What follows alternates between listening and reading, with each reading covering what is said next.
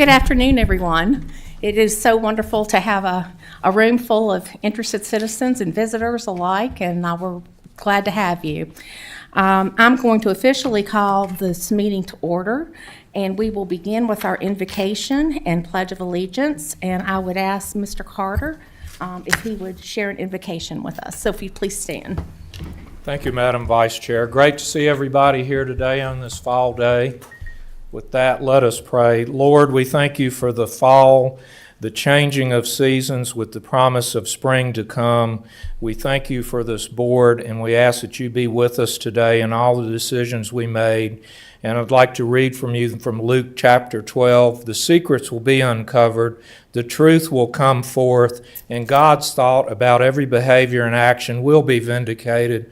What's done in the dark will come to light, and thank God he has created it to operate so. Amen. Amen. Thank you, Mr. Carter. Mr. Mitchell. I pledge allegiance to the flag of the United States of America and to the republic for which it stands, one nation, under God, indivisible, with liberty and justice for all.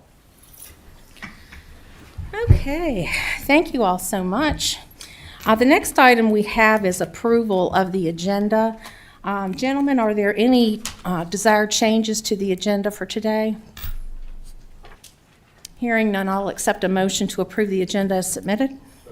Is there a second? Second. Thank you, Mr. Mitchell. All those in favor, please say aye. Aye, and that carries unanimously. Thank you. We have a few, this is a fun part of our meeting where we have some recognitions that are very important to our board and to our community. The first, we have a recognition for Ferrum College. And Murda, if you're, there you are hiding in the back. If you would be so kind to come up, absolutely. Good afternoon. It is so nice to have you here. Just happy occasions when, we have you here quite a bit, and that's a good thing. I've asked Mr. Tatum if he would be kind enough to present a resolution to you, given his strong alliance with Ferrum College and his love that we all have. He shares that greatly. So I've asked Mr. Tatum. Okay. I'm going to read a few things here, and then I'll come down and present a resolution to Dr. Martin. Today we're recognizing Ferrum College. The college has had a great year with its largest undergraduate class since 2018. The launch of women's flag football and continued athletic and academic success has been evident this year as well. The college also recently hosted the Blue Ridge Folklife Festival, which it does every year, and that was a success. We have up on the screen, at least we did, a list of accolades and accomplishments that the college has enjoyed this year and in the past couple of years. But biggest thing that jumps out at me, last year, Franklin County, this board committed to supporting Ferrum College and trying to keep more of our kids here in Franklin County. And we created some scholarship opportunities for Franklin County residents. And Dr. Martin just informed me just the other day that we now was 138? Yes, 138 enrollees at Ferrum College that are Franklin County residents. That's fabulous. That is a huge jump. And so she also told me that... From 5. Okay. From 5, 2.5 years Yes, ago. it was 5 people 2.5 years ago to 138 now. So she also told me she's going to need some more money. So that I told her, I said, well, budget year's starting, so we're going to work on that. But I will say, Ferrum College, over the years, if you've lived in Franklin County long, you know the importance of Ferrum College to Franklin County. And not only is it 4th or 5th largest employer in the county, but it's a little hidden gem up in the western part of the county. We just enjoyed our first ever Division II season in football, and I'm a big football fan, and we have beautiful facilities up there, and didn't turn out quite the way we wanted, but it was pretty good. First year in D2, we finished right in the middle of the standings, which I thought was pretty impressive. That's a big jump from Division III to Division II. It's a big difference in quality and caliber of athletes. And I think our young men, and as well as our young ladies in the women's sports, are really putting forth a good showing for Ferrum College. And so I'm going to come down, I'm going to read this resolution, and I'll give Dr. Martin an opportunity to speak if she wants to. Dr. Martin, if you all will come up to the front here with Mr. Tatum, and you'll be positioned for a photo moment as well. Okay. Whereas Franklin County is a private liberal arts college founded in 1913 in the Ferrum community of Franklin County, and whereas Franklin County Ferrum College enrolls approximately 800 undergraduate and graduate students and offers over 50 undergraduate majors and 4 graduate programs. And whereas Ferrum College, under the leadership of Dr. Myrta Martin, has seen their largest incoming class since 2018. Whereas Ferrum College continues its partnership with Franklin County to benefit deserving prospective students with the Franklin County Ferrum College Scholarship Program. And whereas Ferrum College Athletics has reclassified to NCAA Division II and joined Conference Carolinas in 2025. And whereas Ferrum College has a lifelong standing history of excellence, not only in academics, but also in athletics, established by notable figures to include alumni William Billy Edward Wagner, the first left-handed relief pitcher to be voted and inducted into the National Baseball Hall of Fame, and Ed George, who was inducted into the Virginia Football Hall of Fame. And whereas Ferrum College is celebrating the 60th anniversary of its football team's national championship, and be it therefore resolved that the Franklin County Board of Supervisors recognize Ferrum College and its leadership for their continuing unparalleled commitment to educational, scholastic, and athletic excellence. Dr. Martin, I'll give you that.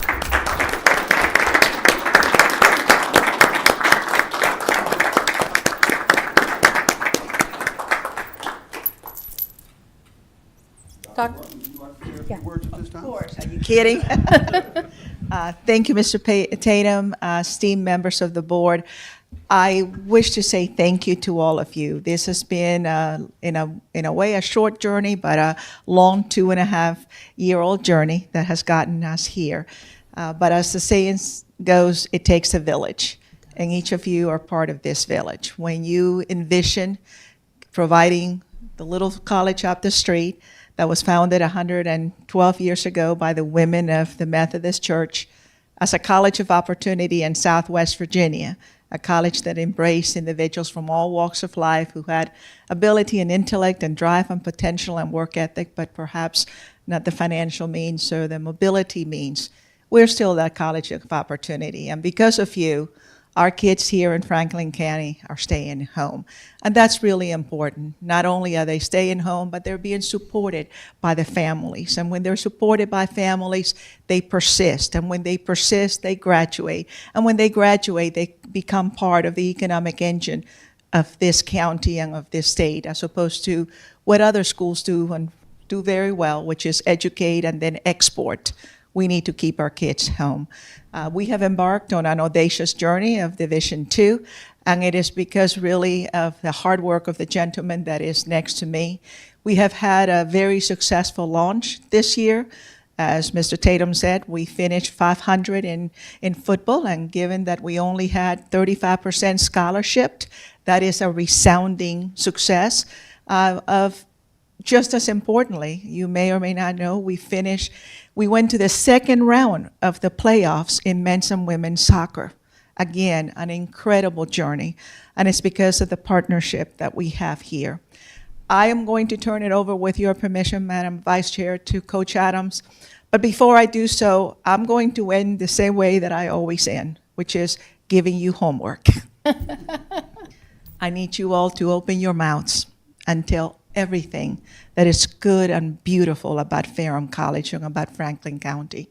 We are a destination of choice. Ferrum College is a destination of choice because of our programs of distinction and our people of excellence. But there's only a few of us. But if all of us bring home a student, let them come and visit our campus, come and visit one of our sporting events, they'll fall in love with Ferrum College and with Franklin County, just like I did, and they'll come home and they'll stay home. So your homework is to please open your mouths and spread the word. And I give you my utmost gratitude and wish each of you a blessed Thanksgiving in the company of your family. Thank you for being a family to Ferrum College. Thank you for investing in Ferrum College. Thank you for investing in the future, because our kids are our future. So God bless. Coach? Thank you, Dr. Martin. Oh, it's always hard following Dr. Martin, but I just want to say thank you guys so much. It means so much to us back there at Ferrum, the support of our community.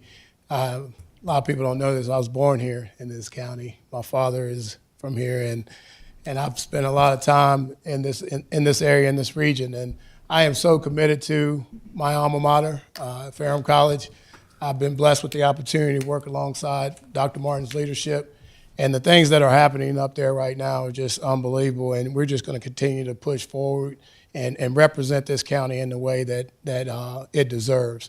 I would like to say that any support locally that you guys may want to push our way in terms of support for our student athletes. The student athlete experience there and the college experience as a whole is critically important to this community. I'm a product of it, and I'll put my Ferrum education up against anyone's. I don't mind standing in the room and representing Ferrum College. And I just want to continue to provide that opportunity for the next generations to come. And with your continued help, we'll be able to do that. I really appreciate it. Thank you a lot. Thank you all so much.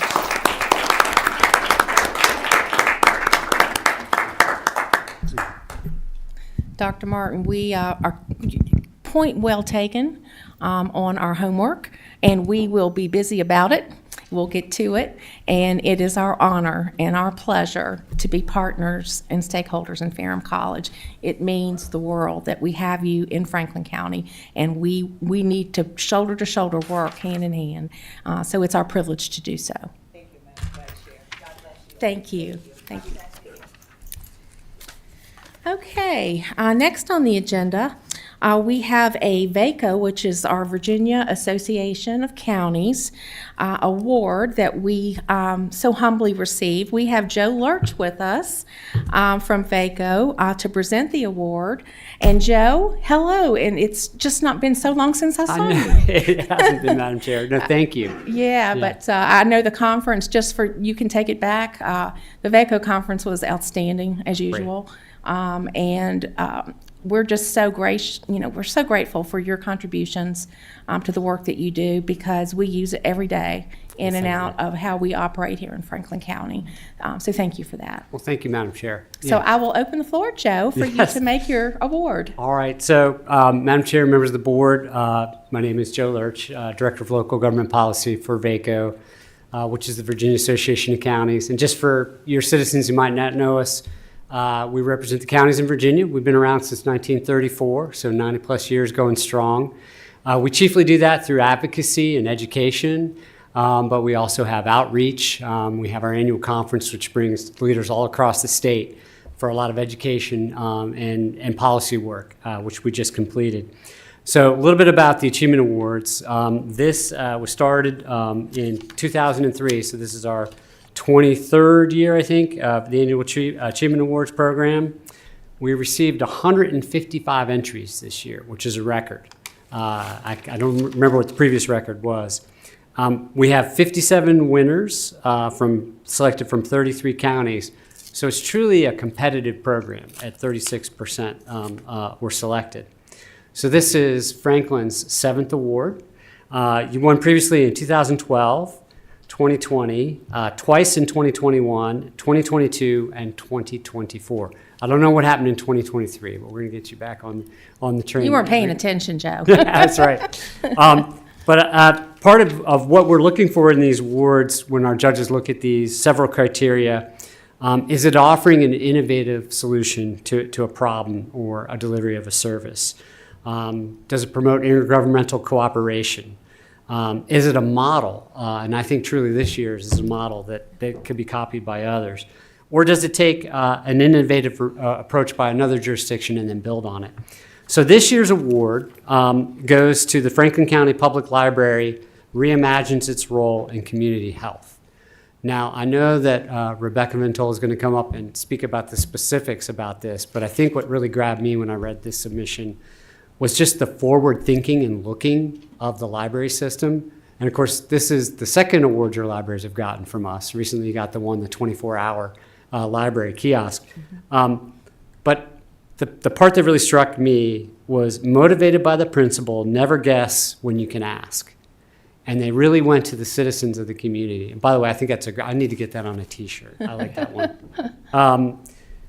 That they went to the members of the community. What is it that you would like to see the library get involved in a healthy program, and what are some of the programs and things? And I think that's what Rebecca's going to touch on. But I think that's where I'll hand it over to her, and then we can go ahead and do our pictures and give you your reward. Excellent. Rebecca, if you'd come up, please. Good afternoon. We're so privileged to have you here. Oh, well, I'm thrilled to be here, and thank you. Thank you. And I just want to say that it's not without the support of the county that the library is able to do these wonderful things, and we're so grateful. I'm so grateful to be in this county, but so grateful to have such a wonderful county behind the library, and I love that for the library. And I do want to say that this was an initiative that was started by one of our former adult librarians. She couldn't be here today. Christine Arena started this. And it was starting to get underway when I came on to the library. So that's how long ago we started, because we had a lot of questions. And, when you're not sure, you ask, right? And if you want to find out. So we started a research project that included actually a partnership with Virginia Tech students and health teachers out there, a retired health researcher from Franklin County, and we involved our staff and stakeholders and, of course, our community in several different types of surveys, and also health partners. And after all of that was compiled, then we took that information and research data.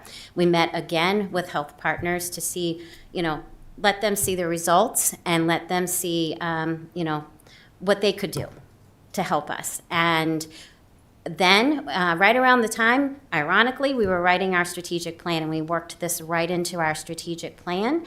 And we have been doing health related programs over the past fiscal year, and we started at the end of the fiscal year prior, but heavily into this previous fiscal year. We have the introduction of Zen Booths, which is a privacy pod where people can come and do telehealth visits if they don't have the technology at home to do so.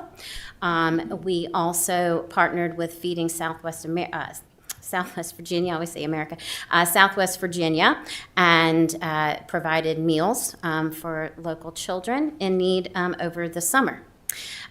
We also have provided basic health classes and classes in mindfulness, meditation, classes in healthy eating habits. We've partnered with Carillion Health, and we have partnered also with the Virginia Co-op Extension to offer cooking classes for teens and seniors and everybody in between.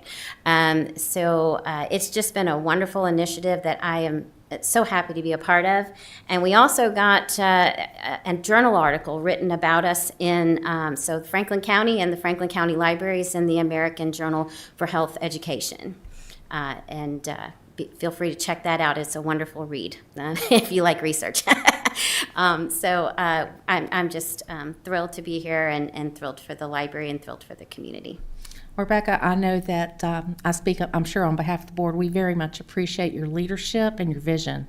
I think Joe hit the nail on the head. It takes a visionary to understand where the needs are and how to address them in today's environment. And you are hitting some needs that are clearly in the gaps.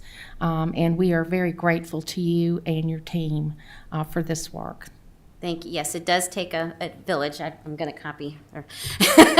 But it takes a team and the support of the community, and we've got that here, and thank you. Thank Are you. there any Thank you. comments or questions for Rebecca?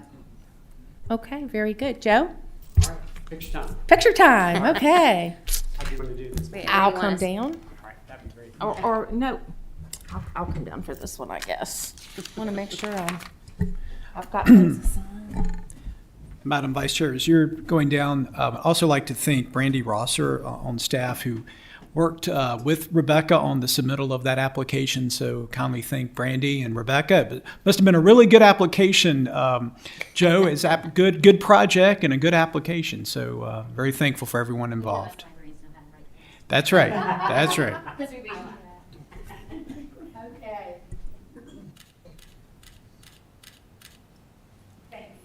Thank you guys so much. Congratulations.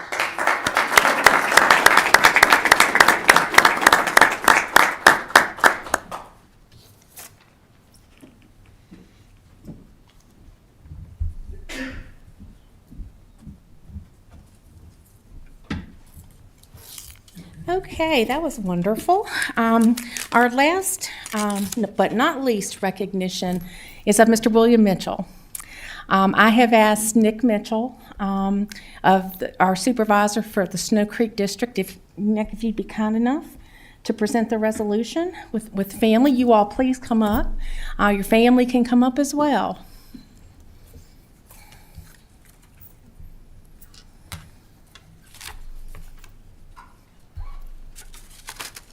Come on up, Dale.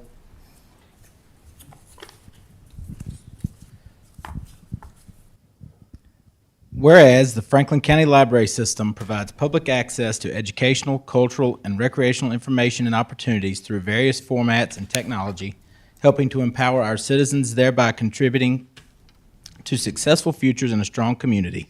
Whereas Mr. William Mitchell was first appointed to and actively served on the library board for more than 20 years, beginning in July of 2004. Through his tenure, he served as vice chair for a period and ultimately as chairman of the board for many years. Whereas during his tenure, Mr. Mitchell witnessed the opening of the library's first branch in 2008 in Westlake and has been instrumental in the continuing development of the library. Whereas during his long tenure on the library board, Mr. Mitchell wholeheartedly worked to maintain public access to high-quality educational, technological, and recreational materials and opportunities for citizens both young and old, and helped to promote reading, literacy, and lifelong learning in accordance with the library's mission statement. Whereas Mr. Mitchell, a resident of the Snow Creek District, consistently demonstrated professionalism and innovation in his efforts to help the library thrive and flourish. And now, therefore, be it resolved that the Franklin County Board of Supervisors recognizes and appreciates the dedication, hard work, and years of superior service of Mr. William Mitchell.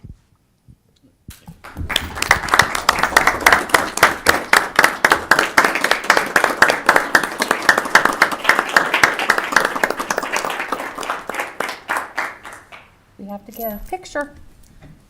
I got it. You got your picture? Oh, okay, okay, very good. Madam Vice Chair, as Mr.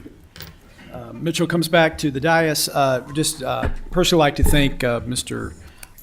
Bill Mitchell again for his years of service on the library board. I had the pleasure opportunity of working with Bill through the years in my tenure here at the county, and I'm reminded, I think Bill was instrumental and had worked with 3 library directors, going back to David Bass and the recruitment of Allison Berry and then the recruitment of Rebecca Ventola. And so that's a lot of tenure and a lot of transition leadership. And I would say each of those library directors have done very, very well and served Franklin County. So I'd just like to thank him for his leadership during those times. Thank you, Mr. Whitlow. Mr. Tatum, did you have something? Yes, I sure would. Without dating myself, I'd also like to comment that Mr. Mitchell was quite the high school wrestler when he was in high school. I remember very well when he represented Franklin County High School back in the day, wrestling for Coach Kahila. And I still have fond memories of going to some of those matches and watching. But thank you for everything you've done for Franklin County. Any other supervisors wish to make a comment? Mr. Mitchell, from my seat, I very much appreciate your tenured service to the county.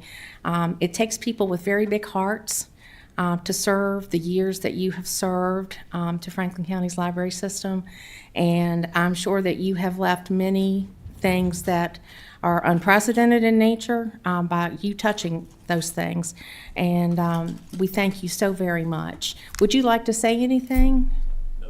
Okay, and we appreciate your family being here with you, Sherry and Walker. We appreciate you being here to celebrate this resolution. Thank you so much, Mr. Mitchell. Okay, we are going to move on. The consent agenda.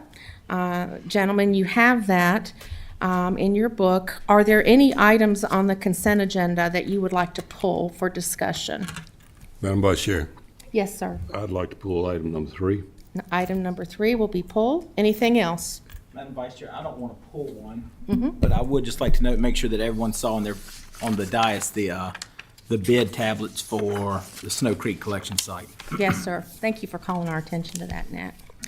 Okay, so what I would like to do at this point, let's go ahead and approve the consent agenda with the exception of number 3, and then we will discuss number 3 and approve it accordingly. So is there a motion to accept the consent agenda with the exception of number 3? So moved. Is there a second? Second. Thank you. Roll call vote, Madam Clerk? Supervisor Jamison? Yes. Supervisor Mitchell? Yes. Supervisor Carter? Yes. Supervisor Smith? Yes. Supervisor Quinn? Yes. Supervisor Tatum? Yes. And Chairman Thompson is absent for the vote. Thank you very much. All right, number 3, Mr. Jamison, you wanted us to pull that for further discussion? Yes. I could not find, does anybody know the cost of this program or an estimate of it? Was there anything, Paul, do you have anything?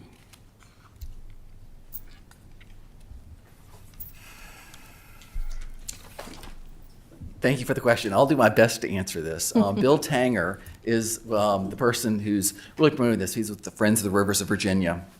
And my best understanding of this is a program to pass the cost of especially reclaiming tires out of rivers and they're illegally dumped onto the producer. So this will be a program, and I don't think that any estimates have been made at this point. It would just be a program that would be overseen ideally by DEQ, and it would be a program where they would end up shifting the cost instead of being on the county, locality, on individuals to being on the producers of waste tires. That I have a problem with, because it's not going to happen. Reality is the manufacturer is not going to pay for this. He's going to pass the cost on to the consumer. So every time, it's a regulatory tax that's going to hit every one of us when we go back and buy a set of tires. And I can't support that. Okay. Other comments? Any comments? Okay, I think, Mr. Jamison, you make some very good points, and that was my concern as well, is at the end of the day, and having done work with DEQ and supposedly putting a new program in place, and then who's going to fund this remains at large question. So I think the resolution declares the intent, and if this board does not agree with the intent expressed in the resolution, then I would encourage you to vote your conscience on that. And if we'll see what the vote turns out, and then we'll move from there on next steps if necessary. I don't know the answer. I don't know there is an answer to this. But I would rather see, I don't know the possibility if we could do it here in the county locally, put a fine on this if you're caught, and there again, you got to get caught. And but if something like that, and make the fine large enough where it'd be a bite to whoever. And like I said, I got no, and just that this is going to happen. You ain't gonna get that many people if somebody turns them in. I would like to ask Mr. Whitlow to make some comments on this, if you would, please. Yeah, I don't really know how philosophically, Madam Vice Chair, if I could add anything really to the discussion. This was an unsolicited request from, as Mr. Chapman said, from Friends of the River of Virginia, Mr. Bill Tanger. I do understand a couple of other localities have adopted similar pieces of legislation. It may be, and I'm Mr. Joe Lurch, I'm going to make Joe earn maybe his keep here with VACO. I don't necessarily know if this has become a VACO. I didn't hear any of the conversations during conference as this part of the legislative agenda of VACO. So Joe's signaling that this is not necessarily an initiative of VACO. It may be something, Madam Vice Chair, that, whatever the pleasure of the board may be, further conversations with our legislators and or potentially VACO if this bill or a bill is introduced in the General Assembly this particular session. If such a bill is introduced, certainly we can discuss that back with the board and whether at that time of support. But I think the board has a lot of options on this. I don't know if that's helpful to you, Madam Vice Chair, to bring this into context. It is, and Mr. Jamison, I think Mr. Whitlow brings up a good point, that the board does not have to expressly pass this resolution as it's written. We can add this to our list of discussion items for the 2026 legislative agenda. And by that point, we'll be able to ascertain if there's an active bill that's come out of committee with the General Assembly. And then at that point in time, we can understand it better. We can talk to the stakeholder parties and to our local legislators.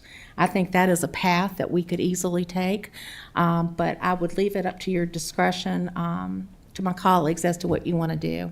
So does anybody have anything you'd like to share at this point?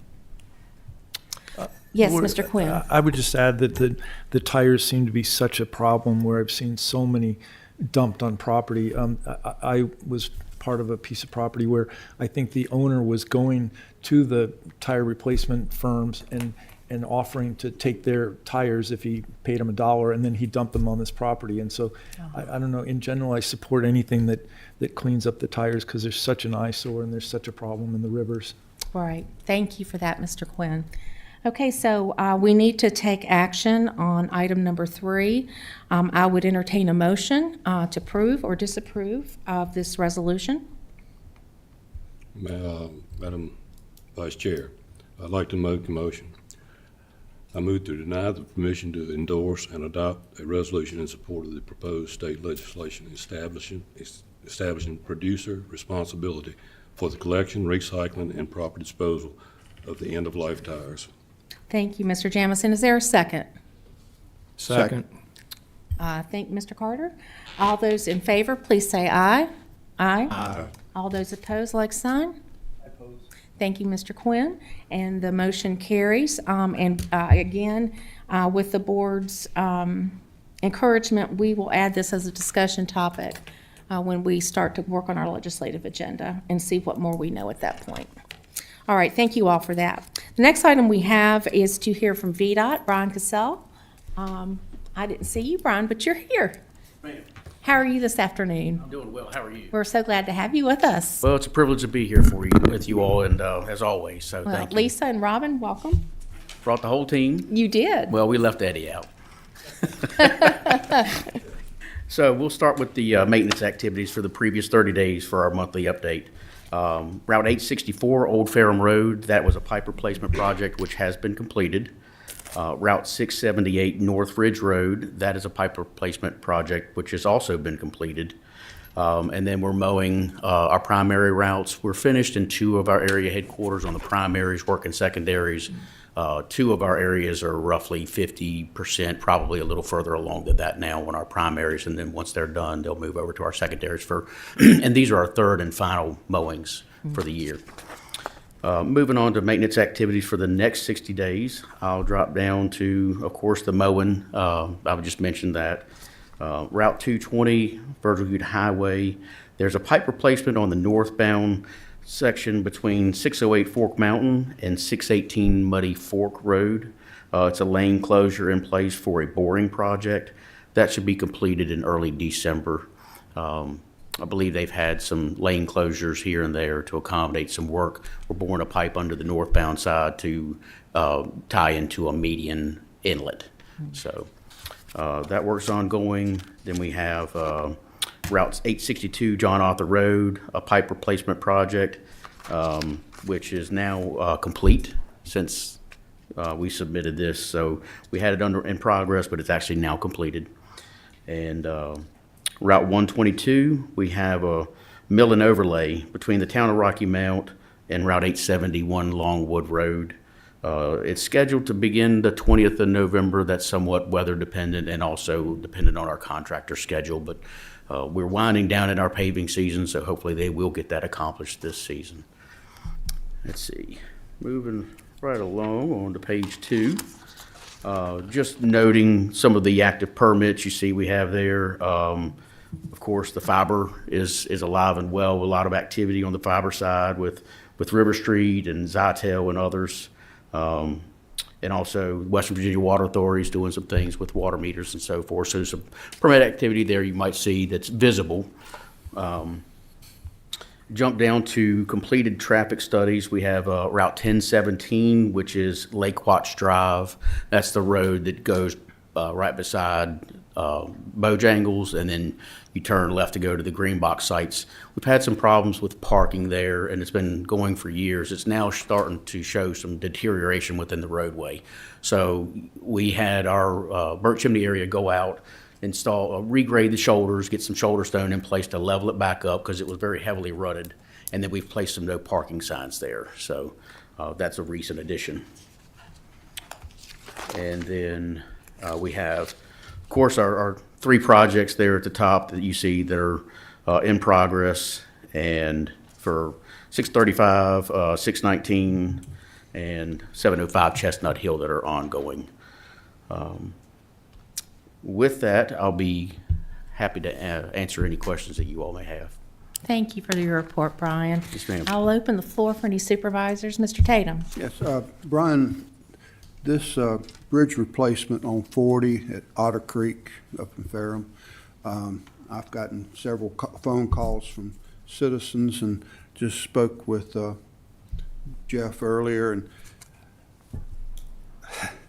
this is going to create quite a headache for the county and for the citizens. I don't know what other solution it is, but would it be possible for us to get a public hearing held so that you could hear the concerns from the citizens and they could also hear from you all the importance of this? Because some of the concerns are the concern about semis going around Dry Hill.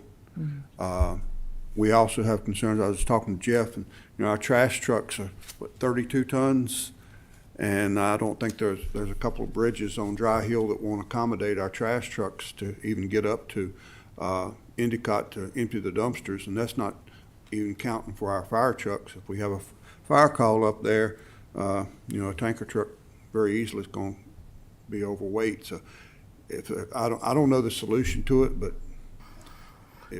I would like to ask if we could have a public hearing so that we could hear from the people, and we hear from them, and they hear from you to know that, hey, we're not just picking this out of thin air. This is a need that needs to take place, and see if we can come up with any alternatives that could help out. It's kind of putting us in a bind a little bit. Sure, yeah. And, it hasn't been that long ago since we replaced the bridge over Tharp Creek, which is just a tenth, maybe 2/10 of a mile from this intersection. Dry Hill, 789 Dry Hill was the detour. We wound up painting center line on Dry Hill to try to encourage people to stay on their side of the road and the lane. And we actually had to do a little extra maintenance on that through the duration of that project. That project was actually a superstructure replacement, which was just the top part of the bridge was replaced. It was a little less. It was condensed, maybe around the 7 months that it was closed. This particular project over Otter Creek is now a full-blown bridge replacement, and it's about a 100-foot span from what I understand.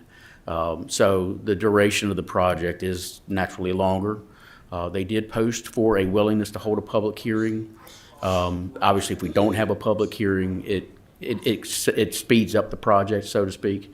But certainly, if there's a desire for the county or for the citizens to have a public hearing, all you need to do is contact our project manager. The phone number is listed in the publications. I can get it to anyone that might need it to call and simply request a public hearing. If we can't satisfy questions through that process, then we will hold a public hearing.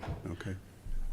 Chris, could we Sure. try to get that lined up? Yeah, Mr. Tatum, I'd be glad to reach out, and Mr. Casella, I'll just reach out accordingly to, I guess, Stephen Alvis. I guess. Correct, he's the project manager. Yeah, our office will make a note and reach out and request that public hearing. If that's okay with the Mr. board. Tatum, does that satisfy you? Yeah. Okay. Did you have anything else, Mr. Tatum? That's all. Okay, any other questions for Brian? Mr. Mitchell? Brian, I spoke to you a little bit ago. I was going to ask you to explain the work down at 619 and Willow Creek. Correct. And I think my first reaction was it's complicated, right? It's complicated construction because there's a lot of activity ongoing there. As you've got the right lane closure going southbound towards Sontag, you got traffic trying to merge in there. And then down below that, south of that, we've got the activity at Willow Creek, which is having traffic diverted into the other lane. So from a current construction standpoint, we get it. It's a little complicated. The end result is going to be a major improvement to US 220. So the project in itself is similar to others that we have on the entire 220 corridor, and that's starting down in Henry County, going up through Roanoke County. You may have been through the Clearbrook area of Roanoke County where the Lowe's and Home Depot are. That's a through cut movement, which means the elimination of so to go from Lowe's to the Home Depot side or the Chick-fil-A side, you cannot go straight across. You make a right, you go down a short distance, do a U-turn to go back the other direction. You are able to make lefts out. So at Sontag specifically, coming out of Sontag, 619 Sontag, approaching 220, you'll be able to make a left onto 220 southbound, or you can make a right and go a distance to basically the intersection where I think it's North and South Bridge roads. I forget the name exactly, but there's the bypass roads right there that there's a turnaround that will be allowed so that folks trying to get to Cassell, for example, from Sontag will go up and make that right, do the U-turn, and then make the right onto Cassell. In addition to that, as you go south of that intersection, you've got the intersection of Pleasant Hill coming out, intersecting 220. There will be a turnaround down at Willow Creek for those folks to make a right out of Pleasant Hill. That eliminates that through movement out because it's poor sight distance there. They'll go down, make a U-turn to come back northbound if that's what they desire to do. And then lastly, the movement from Cassell to go northbound, they'll come out of Cassell, make a right, they'll go a short distance in front of. To go northbound or to go straight down 619? So to both. If they want to go straight down 619, they'll do this maneuver as well. They'll come out of Cassell, make a right turn, get in the left lane, do a U-turn, and come back north and either turn right onto Sontag or continue northbound. So you will not be able to come out of Cassell and go northbound without going down and making the U-turn? Can y'all remember? You can go northbound. So everyone. You will be able to take a left. The only thing that will be changed is I can't go straight across Straight 220. across. Yeah. And they can't come straight to 619. Correct. That's the No only through change. movements. Therefore, it's called a through cut. Okay. So the gotcha. through movement from both side streets is removed. And what that does is allows us to add additional signal green time to 220 to improve the operations and efficiency. Everybody gonna be through cutting through the Dollar General parking lot.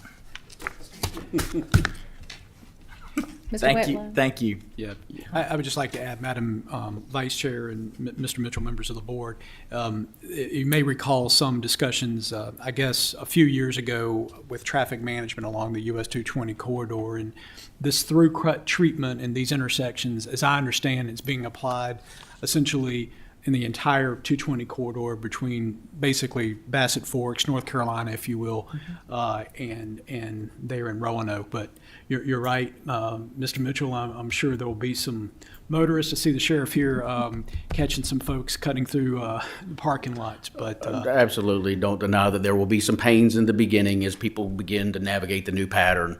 I feel good about the fact, though, that once they do get established in those new patterns, that they'll find some comfort in that and some efficiencies. In fact, I just came up through Works Road and to hit 220, and I was able to make a right turn, go down and do a U-turn, and come back up while the same vehicles are still parked at Works Road waiting for the signal to turn, and I was able to get through. So similar situation there at Works Road. Well, and in the end, will it change the signalization to make that intersection move along faster? That's the point of it, yes, Okay. sir. And really gives the green time to US 220, trying to improve the efficiencies on 220. Okay, thank you. Yes, sir. Thank you, Mr. Mitchell. That's a great conversation. Any other supervisors have anything for Mr. Casale? Okay, thank you so much, Brian. Thank you. As always, we appreciate you and your team being with us. This is a great education for the community as well, and people that are tuning in live stream. Well, thank you So, for having us, Thank you, and wish you all a very happy Thanksgiving from all of us. and you all as well. Okay, very good. Next on our agenda, we've got reports, plural, from Mr. Carter. Mr. Carter, if you'd like to come up, he's going to report on our monthly finance reports, opioid abatement authority grant application, and then our FY25 carryover. So, Mr. Carter, welcome. We're glad to have you with us today. Thank you, Madam Vice Chair. So we will start with the finance report and try and get through these. So for our finance report, we're looking at the activity through the end of October, so roughly 4 months out of the fiscal year. And so we'd be looking at 33%, a third of the year essentially.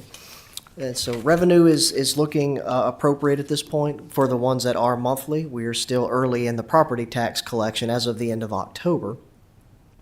And so no concerns on the revenue. Looks like they're tracking well. We have more detail on that. On the expenditure side, that's really the one where we track at that 33% level.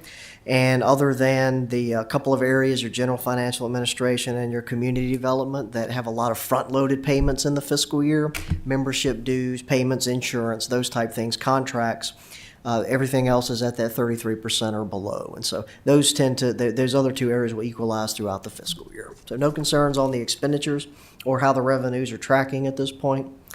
To graphically show that, you see it's pretty relative compared to prior year. To break it down a little bit further into categories for you. So the categories, general property taxes, we're slightly ahead of where we were at this point in time last year. The yellow bar would be the current year. And so relatively even, if you even look at other local taxes, pretty much the same situation. So we were a little ahead, not a lot ahead, but we are tracking very well with what we would anticipate. For state revenue, we're a little below. That is relatively a timing issue, and the two things that really drive that number are social services reimbursements and CSA reimbursements, and it's really what it looks like as a timing issue more than anything. So not a concern for us at this point that we're a little behind in our state revenue collection. So break it down a little bit further on some of your other local taxes. Next month, we'll have your real estate and personal, but with October, it really wasn't enough data to do a good comparison. So November will be a good month for your property taxes. So jumping into sales tax, for year over year, you can see we were down a little bit in the month of October, that kind of teal blue line. We're still ahead for the year. Remember, sales taxes are 2 months behind, so this would be August sales that were collected and then transmitted to us from the state. So 39,000 year over year, 1.4%, very nominal growth, but percentage of budget, we're still 35%. And we would anticipate that as a percentage of budget. We were a little bit more aggressive on the sales tax budget this year, trying to maximize every dollar we could get. So far still tracking fine year over year, but there's something that we will continue to watch. And as you remember, so because of that 2 month lag, the real February collections, that would be December sales, are really where make or break the year when it comes to meeting budget. Meals taxes are looking very well. So they're up 8% year over year. You can see that light blue line. You can see pretty much every month meals taxes are exceeding collections for prior year. So it's about $50,000. It's a much smaller portion of the county budget, but $50,000 year over year, and tracking very well as a percent of budget. That's more seasonal. We would expect it to be higher than the 33%. You can see how it will dip in the winter months. But we're still, when you look year over year, we are tracking where we would anticipate to be this point in time during the year. Transient occupancy tax is not quite as robust, but it's also tracking very well. It's had a little bit more up and down, but it is still 3.8% up year over year, about $8,000. Very small portion of our overall county budget, but you can see similar situation to meals taxes. It peaks in summer months, and then you have kind of the trough in the winter months. And so overall, our consistent monthly taxes that we're looking at that are more of a barometer of the economy are still tracking very well for how they're being collected. So for expenditures, you can see we're tracking pretty even. We were down a little bit last month. We're up a little bit this month when you compare year over year. Categorically to show that, roughly the same when you look at that. Public safety typically does run a little higher just because of the large nature of the departments in that function. Health and welfare a little bit as well, so we'll break that down for you. Realistically, we're up a little bit social services. That's typically because of the personnel there. Down a little bit on programs. I have a feeling that is likely because of the federal government shutdown. And so we'll see a little bit more of that and see how that equalizes itself in November. And the same thing for CSA. One thing to keep in mind for CSA, we're close now, but we are a little behind on a particular private private education vendor, and so there are some catch-up invoices we're going to have. So we'll look at that comparison. That current year actual may exceed that when we catch those up. So I want to make sure you're aware there are a few $100,000 worth of invoices we know we're missing in the CSA world, and we'll catch those up. Should be caught up by the end of the month or first part of December. And so fund balances, if you remember, we changed the methodology, so we are doing this month by month as of the end of October. Of course, an unaudited number. We had roughly $38.7 million in fund balance. When you reduce out the restricted funds that cannot be spent on general government purposes, in addition to our 20% policy minimum of general fund revenues, we had about $12.9 million in unassigned fund balance at the end of October that could be assigned for general government purposes. What you'll see as we get to November, December, that number will peak. That will be the property tax collection. It will spin down until we get roughly to May, June timeframe for the next set of the first half real estate tax collections is how that will track. Budget stabilization reserve still at the $250,000. The capital reserve still at $850,000. So those are items that have not been changed for a few months now. Okay. So economic and budget update. So we do have some activity. We were able to receive the update from the federal government on CPI, inflation increase, as well as unemployment.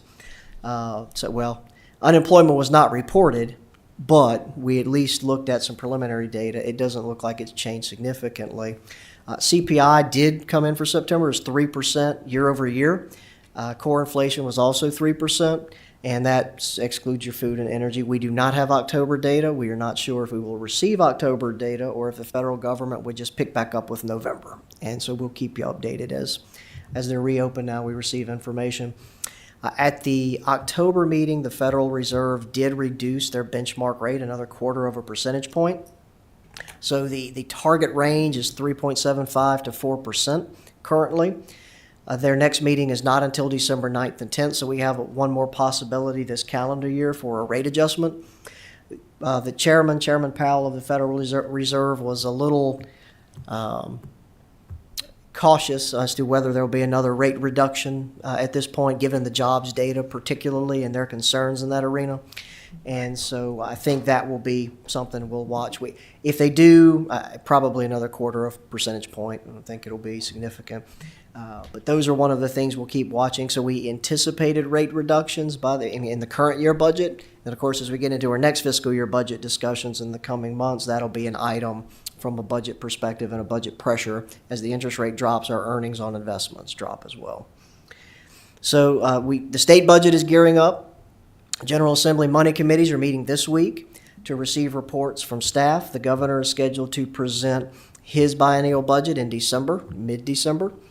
And so we will see, that'll be really the benchmark for where the session may go. General Assembly doesn't have to take any of that. They can completely scrap it and create their own budget, but usually it's a guide for how we think the overall state budget will go. So we'll monitor that. We'll have information. That gives us similar things like what percentage of a cost of living increase the state is anticipating funding, because we have several positions that are state supported, so that impacts our budget. We'll watch those. A couple of things from updates for VACO and others. that we're seeing across the state. One of the big budget pressures the state is going to have is Medicaid and K-12 education funding. For over the two-year budget, the biennium budget that the state does, we're looking at, I mean, their estimates are billions of dollars of cost and need.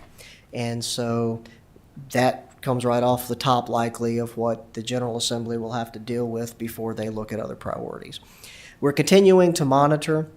There will be cost adjustments that will come to the state level from changes at the federal level, SNAP in particular, Medicaid. And so there's an administrative component of a cost that will come and will hit us in the 2027 fiscal year. And then there's a error rate adjustment possibly that would be in the 2028 fiscal year. And so federal fiscal year is October to September. It is not July to June, so it would be a phase-in a sense as to how it would impact our budget and the state budget. What has not been decided is, because that's more of a federal government and a state government interaction, what that looks like on the local government level. But it's certainly something that looks like it will be a budget pressure going into the new biennium that we'll be dealing with. So we do have some news that the local composite index was released, at least partially. And so what we do know is that our index did increase. We anticipated that it was going to increase. And so it was about 2.33 points to 0.4829. If you remember, 2 years ago, it increased a little over 6 points. And so no dollar impact was released by VDOE because it's really the sum of the whole. If you remember, this is every locality and everyone gets reset. So in 2024, when we had that impact, it was $3.7 million off of a 6-point increase. So I think all along we've said, Ms. Smith, multiple times, $1 to $2 million. And so hopefully we're in that range. Well, it'd be fine if the state wanted to make it less, but I think with where we're tracking with a 2.3-point increase, we're likely to see some reduction along those lines in state funding. So as soon as we get that number, we'll certainly continue to update the board. Madam Vice Chair, that is it for the finance report. Be happy to answer any questions. Thank you, Mr. Carter. Questions from Mr. Carter? Okay, no questions for you, Brian. Okay. That means you covered everything perfectly. Ooh. Try and keep that streak going. Okay. So we have, I combined the presentation for opioid abatement and carryover. So I think we can pause after the opioid. Any questions, we can just roll right into the next slide, Madam Vice Chair, if we're okay with that. So first is the opioid update. And so really what we're looking at is an application. So the first slide is a slide of uses. We'll not read this to you. This has been in multiple presentations at this point. This is really just what opioid settlement funds can be used for. Won't rehash that. But it's available if you need it. Certainly can get you a copy, have it. What we're looking at today, really the ask or the question, the discussion, is an upcoming application. So there's a rolling application window now. The fiscal year 2026 application window that we're in now, the last opportunity to ask for any opioid funds for this fiscal year is going to be due, the application is due December 4th. And that application will then go to the January 20th Grants Committee of the Opioid Abatement Authority. And so roughly, considering what we have in prior years, as well, we have roughly $1 million of availability in 2026.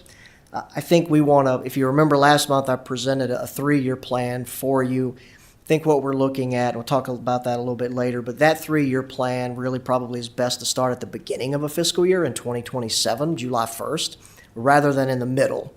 And so we're looking at prioritizing just a couple of projects for this grant application.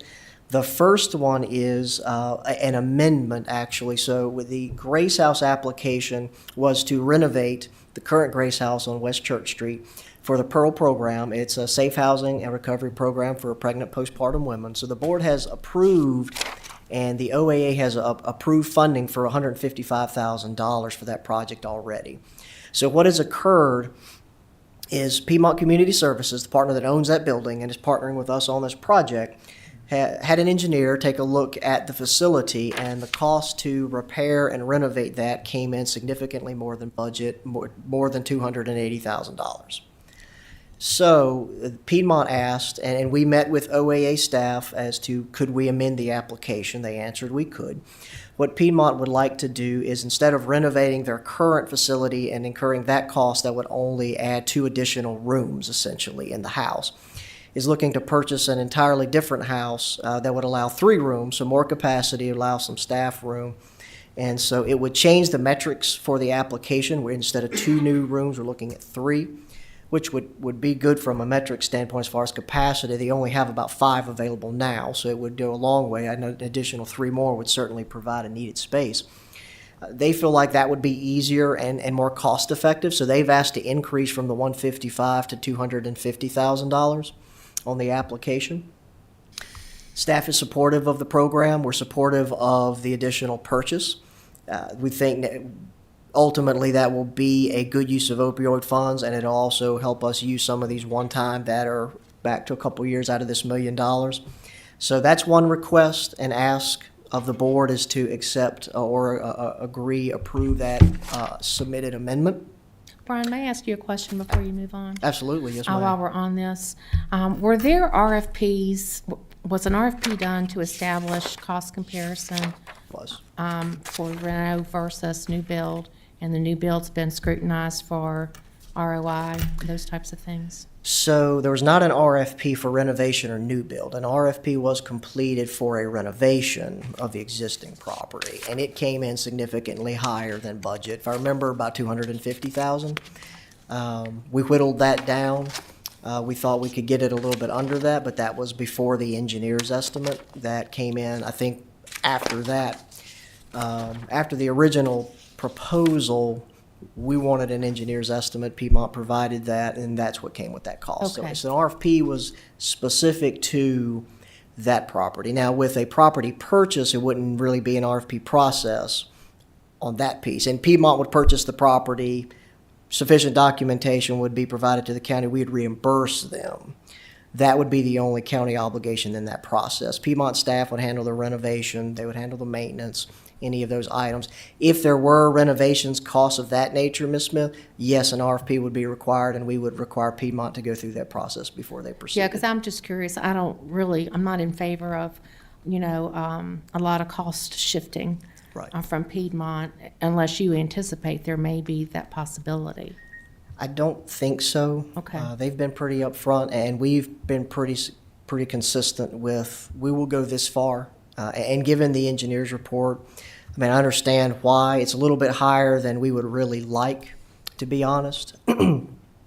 But it is a valuable program, and they do have success in that program. So looking at expanding a program that we already know is successful is one of the metrics we looked at from the standpoint of a possible application. And so I think for us, this is kind of we've already continued this once, so this is the last application window. If this project's not successful at this extension, I think we move on. Okay. If I'm being honest. Thank you, thank you. For community, the next one would be the community paramedicine program. And so I talked a little bit about that last month. So this would be a new application, not an amendment. This would be a completely new application. So if you remember, we had to eliminate the community paramedicine program because of cuts from the Virginia Department of Health grant we received that was funding it. And so we really would like to revive that program. The opioid funds, we did talk to OAA staff. They feel like at least a portion of these would be a good use. They cannot commit to what percentage. They did review certain documentation we provided them. We feel like at least 50% of the cost of a position could be funded. We're certainly going to apply for 100% of training and materials and equipment. And so I think for us, the main thing on this application is if we move forward with it, it can't supplant. So we would be adding a new position to the county budget, and there would be a match if we're not able to get 100% opioid funding to fund that position. So we're roughly estimating cost and benefits, salary and benefits is roughly $100,000 on a conservative estimate for what would be considered a paramedic firefighter level trained position for a community paramedic.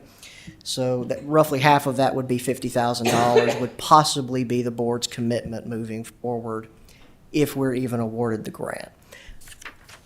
What we would recommend is allow staff to submit the applications. That grants committee is January 20th. We will receive notification. Then we will have numbers as to what is actually awarded, and we'll come back to the board for approval to actually accept the award. If the board's not comfortable at that point, then we'll decline the award and we'll move on to other priorities. So I think there, even today, if you authorize us to submit an application, it doesn't obligate us. We still have to accept the award. And so we will certainly come back to the board with the final numbers, because ultimately, we don't know what the OAA will approve. We're asking for the money. And so we'll have their parameters and their approval and any requirements of the county before we have final acceptance on these two projects. Okay? So that's this fiscal year. That's really all we're asking, if the board's okay, just because of that December 4th due date to pursue. So if there's any questions, I might want to pause here. If there are any questions on that, or just board consensus one way or the other for us to move forward or not, I'd be happy to So consider. Brian, you're going to need, I think we probably need to put a motion on the record. Would the motion be then to approve a revision to the grant application for the Grace House from 155,526 to 250? And then that we would be approving submission for the community paramedic program of $175,000. Yes, ma'am. Do I think get that- those two correctly? Yes, ma'am. That Now, would would cover you it. like those in separate motions or collectively? I think collectively is fine, Madam Okay. Vice Chair. Okay. Does the board have any questions on these actions before we take a vote?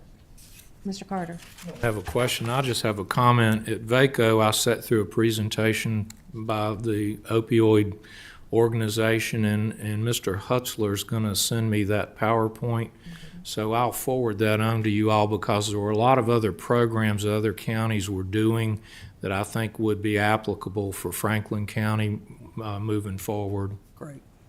That would be great. Thank you, Mr. Carter. Absolutely. And- Okay, so is it okay with you, Brian, if we go ahead and take care of this business as the slides in front of us? Yes, ma'am. Okay, so I will entertain a motion as that I've just read off for the renovations to Grace House, the submission being amended from 155,526 to 250,000, and then that the grant be for 175,000 be submitted for the paramedicine program. So I would entertain a motion to that language. So moved. Thank you, Mr. Tatum. Is there a second? Second. Thank you, Mr. Jamison. Madam Clerk, if you would please do a roll call. Supervisor Carter? Yes. Supervisor Tatum? Yes. Supervisor Quinn? Yes. Supervisor Jamison? Yes. Supervisor Mitchell? Yes. Supervisor Smith? Yes. Chairman Thompson? I'm sorry, Chairman Thompson's absent for the vote. Thank you, Madam Clerk. Thank you, Brian. Thank you, Madam Vice Chair. So we'll get that submitted, keep the board updated. So the next application window for 2027, July 1st, that's where we really want to focus on that three-year funding plan. So all of these items are suggestions that, and we presented some of this last month. We would want to, of course, continue funding for the community paramedicine program if we were successful in this fiscal year application to continue over at that three-year funding cycle. Did meet with the public school system staff. They have a substance abuse and education program they think would be eligible, so they're going to put together some numbers on that. Talk about our family recovery court. We currently have a federal grant that's ending at the end of September next year, 2026 as of right now. Certainly would need funding there. Fresh Coalition is also in coordination with the school system. They do a substance abuse and certain events for that as far as drug use and awareness for the youth. We talked about the Pearl program. Piedmont had asked for a generator at the current house, given now that we're looking at a separate facility. I don't know that that makes sense, but that was the original ask, so we'll put all of these together. Mobile unit, and then there was a separate substance treatment program that was brought to our attention. We'll provide more information. We have time on that. That window is March 16th for the new fiscal year.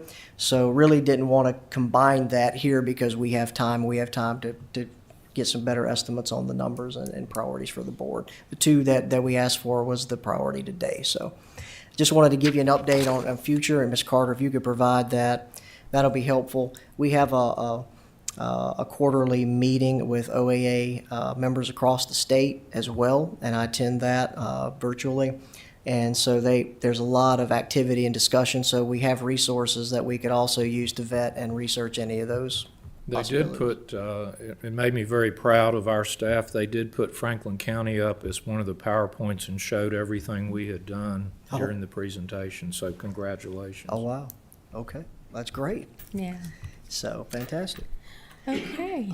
So that was it. Any other questions on opioid? We'll move to carryover. It's just in closing, Brian, I'm assuming the opioid abatement funding from the lawsuits, and Mr. Gwen, I want to make sure I'm speaking correctly. There's no sunset on that funding at this point, is there? Not that I'm aware. Okay, so I always want to keep an eye on recurring funding of one-time grant funding programs and projects. And that's, You just got to stay after. You do, that's my point. yeah, so, well, there's no immediate sunset. So one of the challenges is each of these settlements are different, and they all come in at different amounts of money at different times. And so trying to manage a project and cash flow is fairly difficult. And we just signed a couple of months ago, or really last month, 2 new opioid settlements. Purdue, Sackler family, may have seen that in the news where a judge signed off on that. And so there's a Henry Schein settlement as well. We really have no idea what the funds would look like for that. So that's going to change the numbers again. But realistically, most of these settlement agreements are roughly over a 20-year funding window. Okay. And they all end at different points. And so I think for us, Ms. Smith, the reason for that 3-year funding window is, okay, in any project we would approve, the expectation would be you have 3 years, and after that, there's no guarantee of funding. Okay. A lot of these projects that we would look at for this next application cycle will likely have to be whittled down, and they're going to have to present a sustainability progress report. That's perfect. Thank you. All right. Okay, so carryover overview, a really high level overview. So what we would like to do, we want to give you the overall numbers. Certainly know that the board's not going to be prepared to vote on detailed department requests.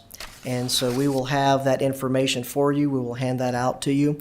And then we're looking for likely a December meeting for actual board action. So we wanted to kind of give you the overall, the overview, the big picture, and then give you time to digest the request and the numbers, okay? So while the audit is still yet to be completed, we're looking at a general fund surplus of roughly $3 million. So we're about $1.5 million early July, if you remember what I gave to you. And so what happened during the audit is we found, actually working with our treasurer, there were several dollars that were collected in July and August due to the late real estate due date that accrued back that are atypical in a year when we normally keep that June 5th due date. So that helped us on a year-end surplus standpoint. So we're roughly $3 million. We do not anticipate significant audit adjustments that are going to change that. The preliminary, we were told, says that that should not happen. So what we want to put that out there, that's the audit is still to be completed. We do not have a draft report yet. So we did have departmental savings throughout the year, whether that's vacancy savings for personnel or just office supply line item savings of $1.2 million from our departments. And so the remaining of that $3 million, 1.8, is roughly conservative revenue estimates. And so that's how you get to the $3 million. So what we looked at as staff is we wanted to take department requests and try and look to make a recommendation on their savings and what we could fund from their savings, and then more general county needs from the conservative revenue projections off that 1.8 million. So what we're going to be recommending in summary is, if you remember, we had to use the budget stabilization to balance the capital, and that has been our priority. We've mentioned that multiple months in the finance report. So our top priority is restoring that $750,000 back to budget stabilization. In addition, we would want to look at adding and replenishing the capital reserve that we've whittled down on a couple projects here or there over the last year or so. That really is the remainder of it, the $636,000. A couple of needs we know are coming. We know we may need funding. We always need funding for fire apparatus.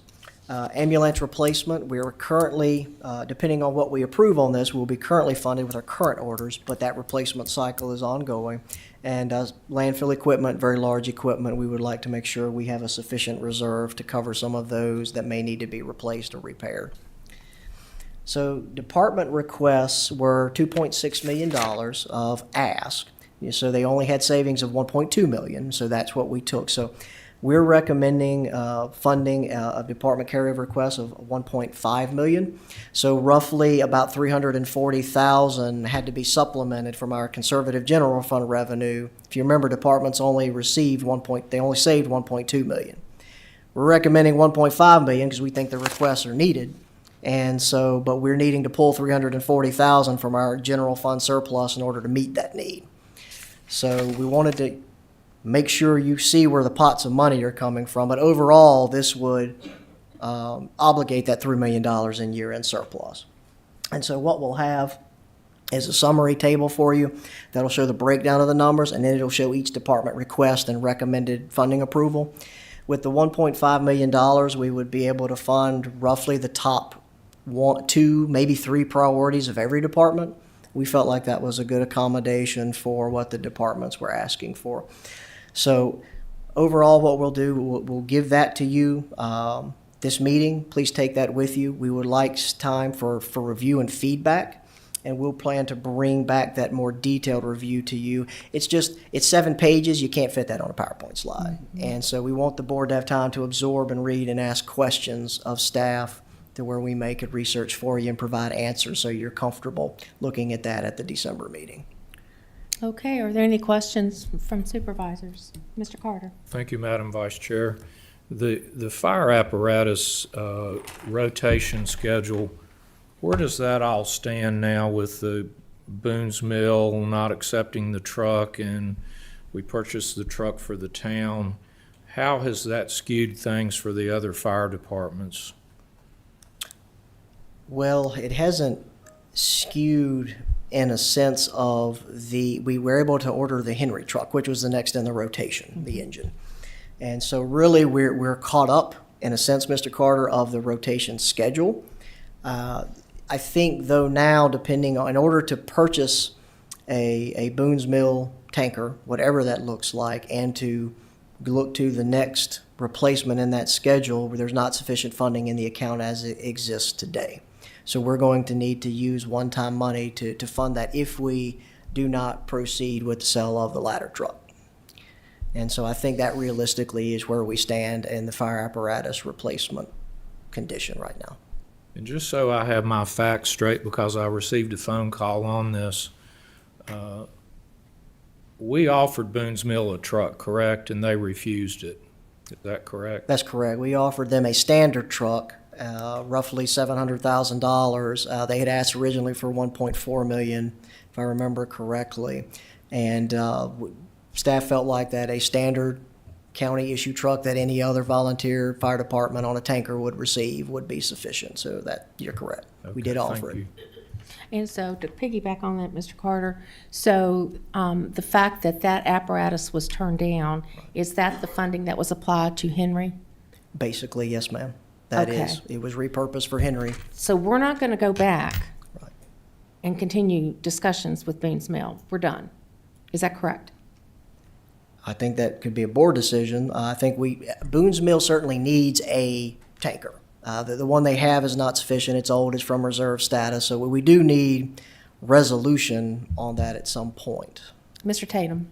That basic tanker that was offered to Boone's Mill, it was a standard truck, but it met all the NFPA standards that's required on a tanker. Is that correct? That's my understanding. Okay, and they turned it down and said it was substandard. It was a Pierce. Yeah, so that was a Pierce. So that's top of the line model truck. So yes, it met standard, and it just didn't meet the request of the Boone's Mill Volunteer Fire Department. I just want to be clear that the truck that they was offered was not a substandard truck. No. It met all the NFPA standards, which is the federal requirements on a tanker or any fire truck. It met all those standards, and that was offered to them. They turned it down. That's correct. Okay. Thank you, Mr. Tatum. Mr. Whitlow, did you have something? Yeah, if I may, Madam Vice Chair, good discussion with the board and, of course, discussions with staff, with Mr. Sandy and also with Chief Fowler. So staff can follow up with the board on this matter with a communication. We'll put all of this discussion down today, and then also there's further discussion regarding the tower or the ladder truck, if you will, and how that may play into funding to secure, if you will, enough adequate funding for a standard tanker. So we will and can follow up, Madam Vice Chair, on this matter, as well as following up directly with the Boones Mill Fire Department. Okay, from my perspective, we've been at this a year and a half, maybe, approximately. We have been over this time and time again, and unless the board tells me otherwise, we need to bring resolution and closure to this matter so that we can move on and focus on future needs.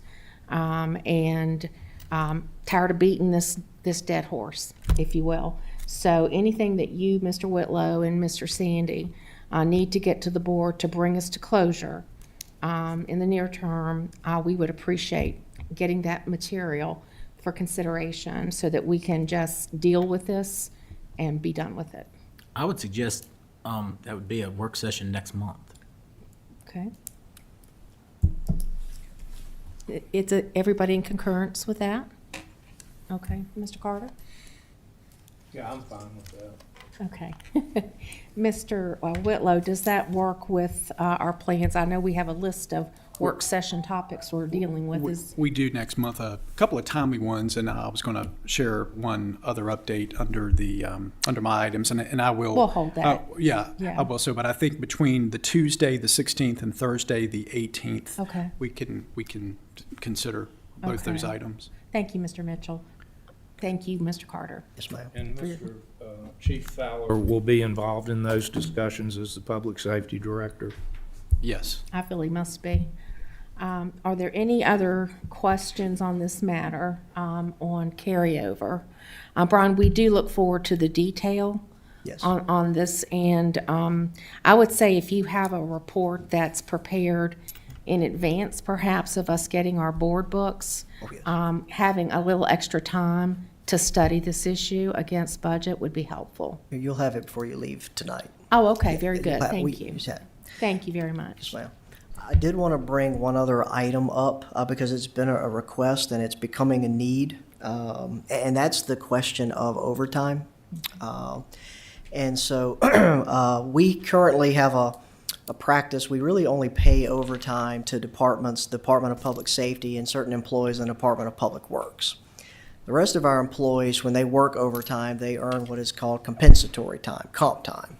And so it's basically a different type of leave that they're able to take. What we're running into is that we have a handful of departments, particularly the sheriff's office, that they're not able to take this time. And so we have very large accumulating balances of leave, puts pressure on the staff, puts pressure on the sheriff to manage his staff. Certain other departments, but really the sheriff's office is the most impacted.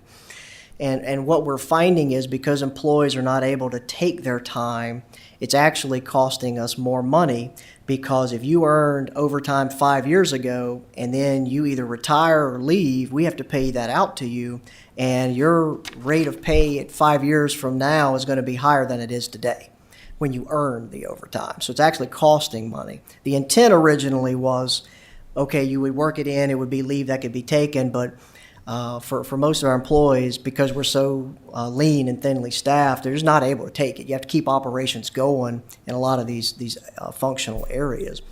And so the departments that are more office-type departments, that's not as much of an issue, but for things like the sheriff's office, of course, public safety, public works that already are paid overtime, it is becoming an issue. And not only an issue in the cost, but it's becoming a recruitment issue, because there's a difference in your paycheck when you're paid overtime as opposed to when you take leave. And so something that we can look at, it would be a change in practice, and really it's a little off cycle. Normally we'd handle this in a budget discussion and an annual budget. But because of timing and discussion and of course need for particularly the sheriff, certainly if he has anything extra to speak to on that. But the main thing I wanted to bring up is we're midway through the fiscal year now. We realistically would have some one-time money. We showed you some of there's excess in that $3 million that we could utilize. We're roughly thinking it would take about $125,000 for the remainder of this fiscal year, realistically, to implement that change for the sheriff's office. I think we would want to probably incorporate anything else into the regular budget process if we wanted to look for a couple of other pressure areas in departments. But annually, there is a recurring cost. It would be, we're thinking $200,000 to $300,000. I want to be clear. You're going to pay this anyway. It's a matter of when you pay it. And so it's not an add to the budget necessarily. It will look like that because we'll have to increase the line items. But what happens, and I think Mr. Tatum, you've asked about this several times, is when an employee leaves or retires, they get all that leave payout. So termination pay, it might be what you hear it called. Well, then the department has to absorb tens of thousands of dollars of leave payout. And if we could have paid it a little bit as we went along, it'd have been a little bit easier to absorb in a budget. And so it's just a different way of looking at it. There's not a right or wrong way, but certainly would want to consider this as the board looks at carryover requests and looks at funding to see if we can look at that policy. And we'd be happy to take any other feedback or questions the board may have. We can provide you additional analysis, but since we already do that for our public safety department and our public works, which would really be your solid waste, your landfill staff, because those operations have to continue, we feel like this would be a reasonable review for the sheriff's office as well. Mr. Tatum? I completely agree with what Mr. Carter said here. I know before I retired, the standard practice when you retired, the sheriff had to come in and had to count up any unused vacation. Of course, the county has a set amount on sick leave, but also comp time that hadn't been paid off. And I will say that last monthly check that I collected from the county was very nice. But that puts a strain on his budget because it's not factored in. And, I like this idea because it's a more pay-as-you-go process. And I think it will help. It'll help our employees.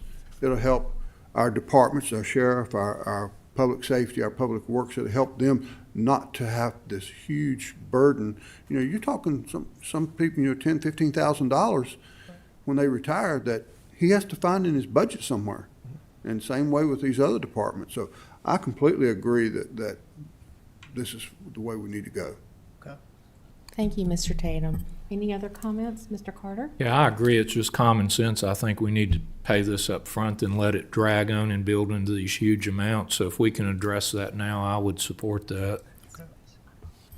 I do have a question, Brian. Yes, sir. Makes perfect sense to me. Oh, he does? Okay. And I'm gonna use Tim's example of $10,000 or $15,000. Correct. So if we take and work it in now to have that money in the budget to pay the comp time, which I think is exactly how it should be, where are we going to realize the savings of those $10,000 and $15,000 payouts? If we take and add that into that budget now, where are we going to realize those savings down the road? And so, a couple of things. So one, it depends how we handle the existing balances. Do we pay those out? Do we let those continue and carry forward? I would say you freeze them when they leave or when they retire, or do we pay them out and just clean the slate and just go straight overtime? Mr. Mitchell, the only thing I'll say to that, and I really don't have a list of sheriff's office employees with years of service date and possible retirement dates, but it would cycle out as you turned over staff.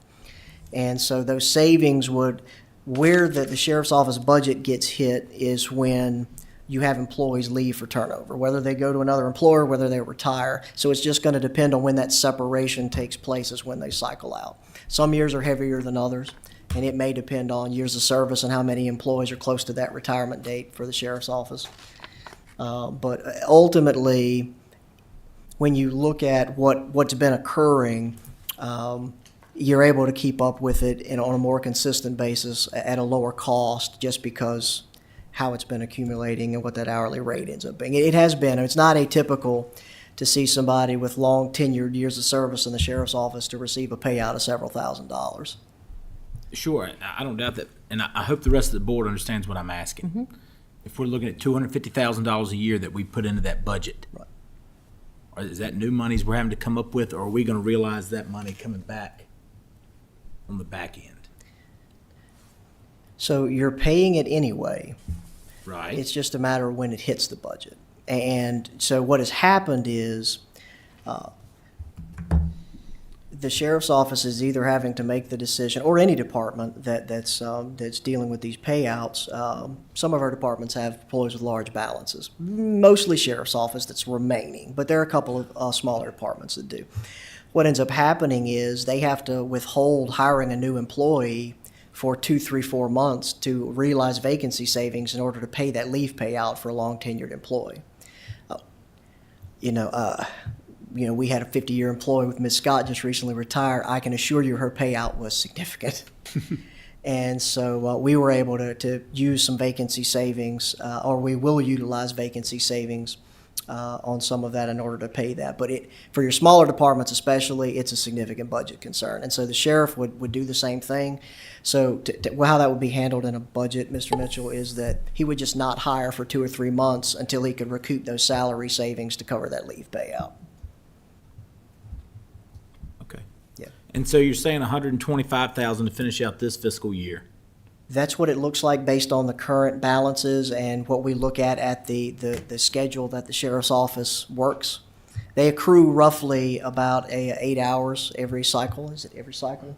Yeah, every pay cycle per employee, just by the nature of the shift work. And so that's our calculation, looking in human resources and our estimates on what those pay sheets, those time sheets look like. Where are you suggesting that money come from? For the rest of this fiscal year, it's going to have to be one time. I think what you probably do is pull it out of year-end surplus, so maybe that reduces your capital reserve. We may get to a mid-year look. To be honest, we're waiting on the collection. You have the additional one-time from MVP. Portion of that could be pulled to cover it. That would be one-time money this year. You're going to need the MVP money for recurring money in the 2027 fiscal year, but there's a couple of options. And of course, we have a mid-year look when we look at our property taxes. If we have some excess revenues that look like they're exceeding our budgeted projections, then you would have a couple of pots of money there, Mr. Mitchell. Will you have a better look at that next month, or do you feel confident in it this month? For the balances that we're looking at and talking about, I'm comfortable this month. What I'd rather do, if we're going to move forward with it, if we want to wait till next month, perfectly fine. I don't want to put the board on the spot. I think the ultimate thing is let's pull it from a reserve, and then as we look at our revenue in the end of December and January, we can restore it just like we're asking to do on the budget stabilization. Now, I'm going to remember you said that when you get back in a budget session fussing about us spending one-time money sitting in here in this boardroom. I'll still fuss. Okay. And he means it. I'll offer a motion whenever you're ready, Madam Vice Chair. I will thank you just a moment. Mr. Tatum? Okay, Brian, just to be clear, you're talking, this money here would be to compensate for comp time, extra hours that's been worked over and beyond the regular work schedule, not vacation payout, because when people retire, they're compensated for unused vacation time and comp time and sick leave. That's what makes those numbers so high. You're still going to have some high numbers when people retire because they'll still have those two items, but this would be lowering that down by paying these comp hours as you go. Because when I retired, I had over 300 and some comp hours and 320 vacation hours that the sheriff had to find in his budget to compensate me for.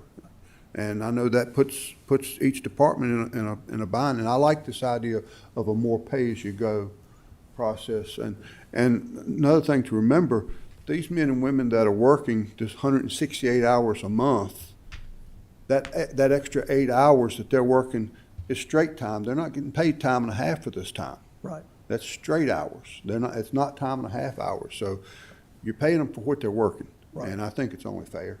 Thank you, Mr. Tatum. Well, Go and one more thing. And if y'all remember, when we've had these talks before, I've said in the corporate world, they don't let you roll over at time. That's right. The county should look at adopting a policy to make this time be used for the years up and only carry over a certain amount. Yeah. Well, Coca-Cola would have never let me have 300 hours of time. And it's so much, the county should adopt a policy to stop rolling over all this vacation or this comp time, whatever you want to call it, and that would end it. Nobody in the corporate world is going to let you do it. We need to have the money to pay it, because otherwise, if you tell the people they have to take it off, we can't give so many people time off. I mean, it's so many hours accumulated that if you made them take it off without compensating them for it, the sheriff wouldn't have anybody working. Well, and I Come the agree. last That's, couple of months of the that's year. why we had to pick all our vacation in December the year before.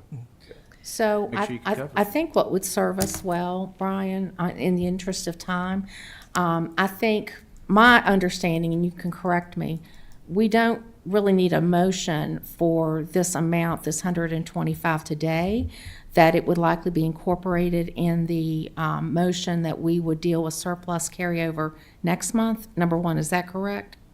We can accommodate either way. Our thought was to get it in front of the board, and we can bring back for a vote next month if you would like. Does it help if we do it tonight? I think the sheriff would probably say it helps. I think for us, we're okay to wait till the December meeting. He's got a big grin on his face. So let's stop there, and I would like to ask the board, what are your feelings on going ahead and approving an appropriation of $125,000? If there is sentiment to that extent, I would ask for a motion. I'm good with it. Would you like to make that motion, Mr. Jamison? Sure. Okay. I make a motion that we go ahead and appropriate the $125,000 for the remaining part of this year, Okay. the Sheriff's Department. Thank you. Is there a second? Second. Thank you, Mr. Tatum. All those in favor, well, let's do a roll call vote, Madam Clerk, on that. Before you do, Madam Chair. Please. He said Sheriff's Department in his motion, but this is Sheriff's Department, Public Safety, and Public Works. Is that covering all three of those departments? So public safety and public works are already paid overtime. Okay, there are, Yeah, okay. so this would just be adding the sheriff's office to that. Okay, process. sounds good. So is the board clear on the motion? Okay, so Madam Clerk, if you would do a roll call, please. Supervisor Smith? Yes. Supervisor Quinn? Yes. Supervisor Tatum? Yes. Supervisor Carter? Yes. Supervisor Jamison? Yes. Supervisor Mitchell? Yes. And Chairman Thompson is absent for the vote. Thank you, Madam Clerk. So, Mr. Carter, again, the detail, and I would also ask, because policy has been asked about, and I think we have a policy on this, but if you and staff would take a look at this policy and refresh yourselves and see if there's any amendment that needs to be made to that policy, just reflective of the conversation we've had today. Certainly. Mr. Whitlow, did you have anything? I'd just add, Madam Vice Chair, we need to be mindful of the other county departments as well. Of course. I understand the sheriff's situation. I may be the most egregious, I think, and the request came from the sheriff, but we need to be mindful of the other county departments of what we do and try to be consistent as we go forward into the budget process.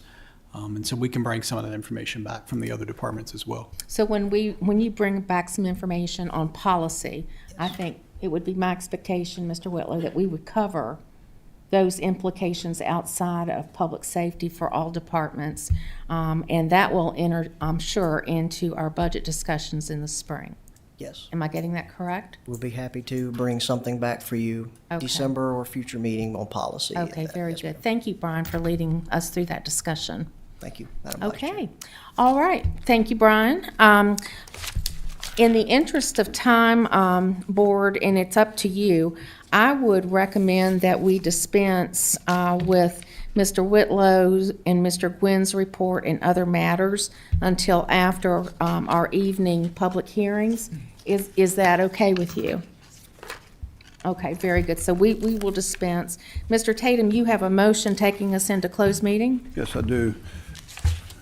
Madam Vice Chair, the Franklin County Board of Supervisors moves to enter into closed meeting in accordance to 2.2-3711, A1 personnel discussion of appointments to county boards, commissions, and et cetera.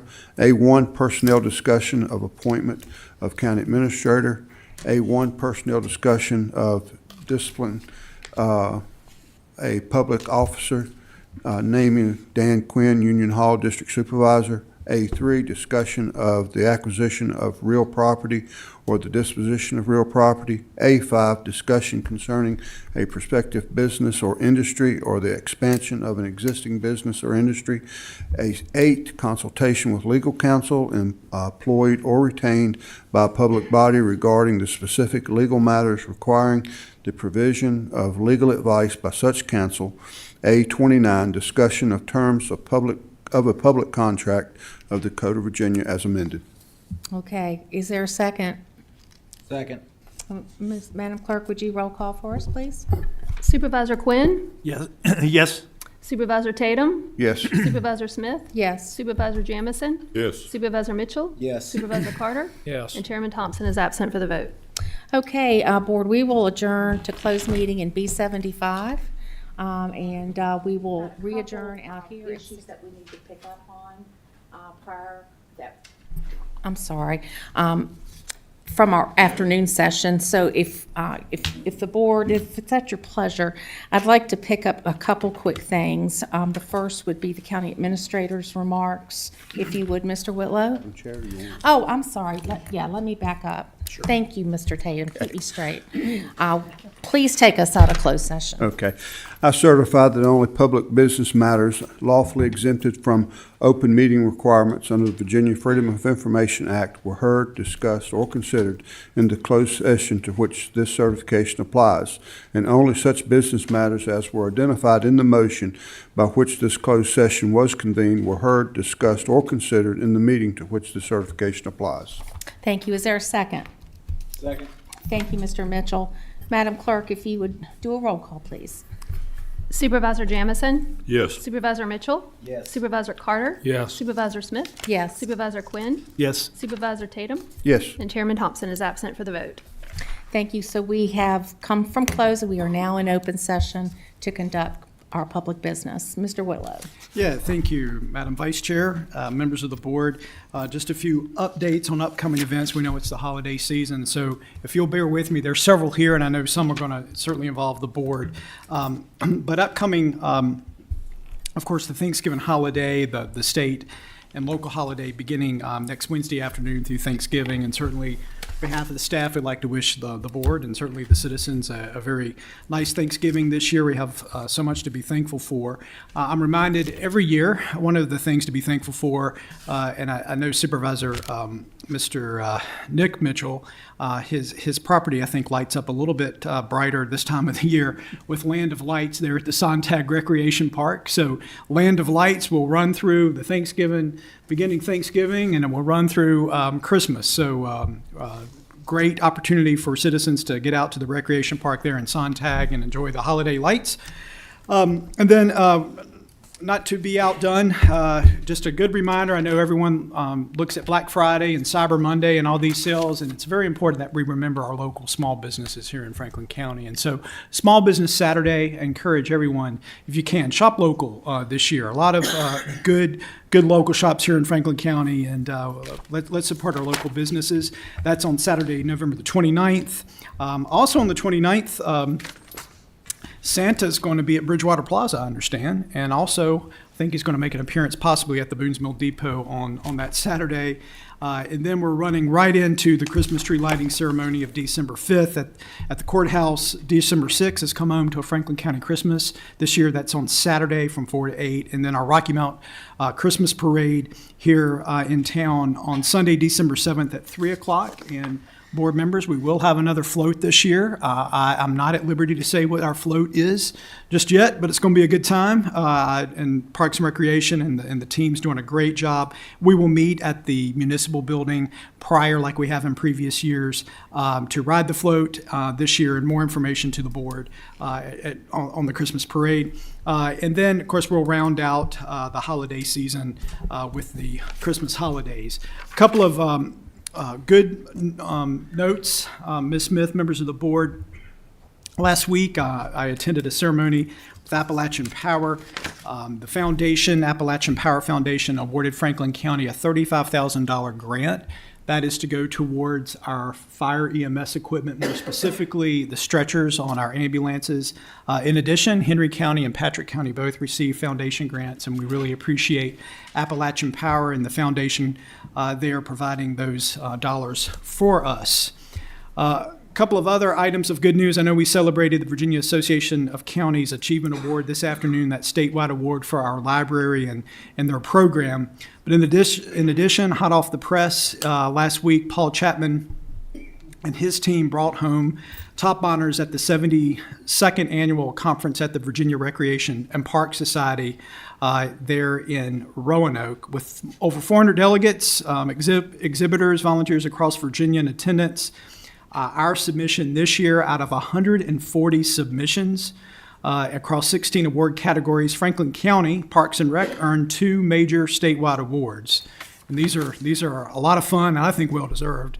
One is the Snapshot Moment Award and the Best New Special Event for populations of localities 50 to 100,000 for the unforgettable Franklin County Mullet Competition. And so congratulations, a special shout out to Danielle Dudley for capturing that snapshot moment of the mullet competition. Great award. Not to be outdone, Benjamin Franklin Middle School, the Garden Project Backpack Harvest was recognized as an American Farm Bureau Federation County Activities of Excellent program. So big shout out both to Parks and Recreation, the Franklin County Public School System, specifically our Benjamin Franklin Middle School, and just really good things. Our library earlier today. So we appreciate the time there, Ms.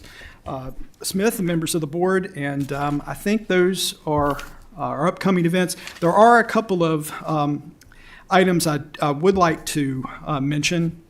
I'd certainly like to congratulate all those that were elected to office, and we will be seating a new Board of Supervisors come January. Mr. Mike Meredith was elected our Boone District representative. He'll be joining us here with the board there in January.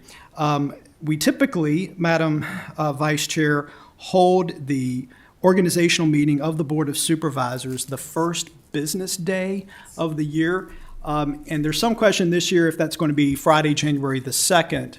More often than not, sometimes the state gives that as an additional holiday. Many localities likely will be looking to Monday, January the 5th, as a possible organizational meeting for the Board of Supervisors, likely at 3 o'clock. I have had a chance to speak with our legal counsel, Mr. Gwynn, regarding some training that afternoon as well. So if you'll maybe put that, board members, if you see any conflicts of that date, please let us know. Right now, we'll tentatively set that for Monday, January the 5th at 3 o'clock. And then as we look to our budget calendar, and staff will be bringing back a more full budget calendar coming up at the December 16th meeting, we will be hearing from our school system at the December 16th meeting. I think Mr. Nick Mitchell and Ms. Smith, myself, Ms. Rosser, and others recently were part of a presentation from ABM, which is a consultant to our school systems. They had a chance to evaluate all of our school facilities here in the county from an energy perspective, both HVAC, roofs, electricity. It was a very meaningful presentation.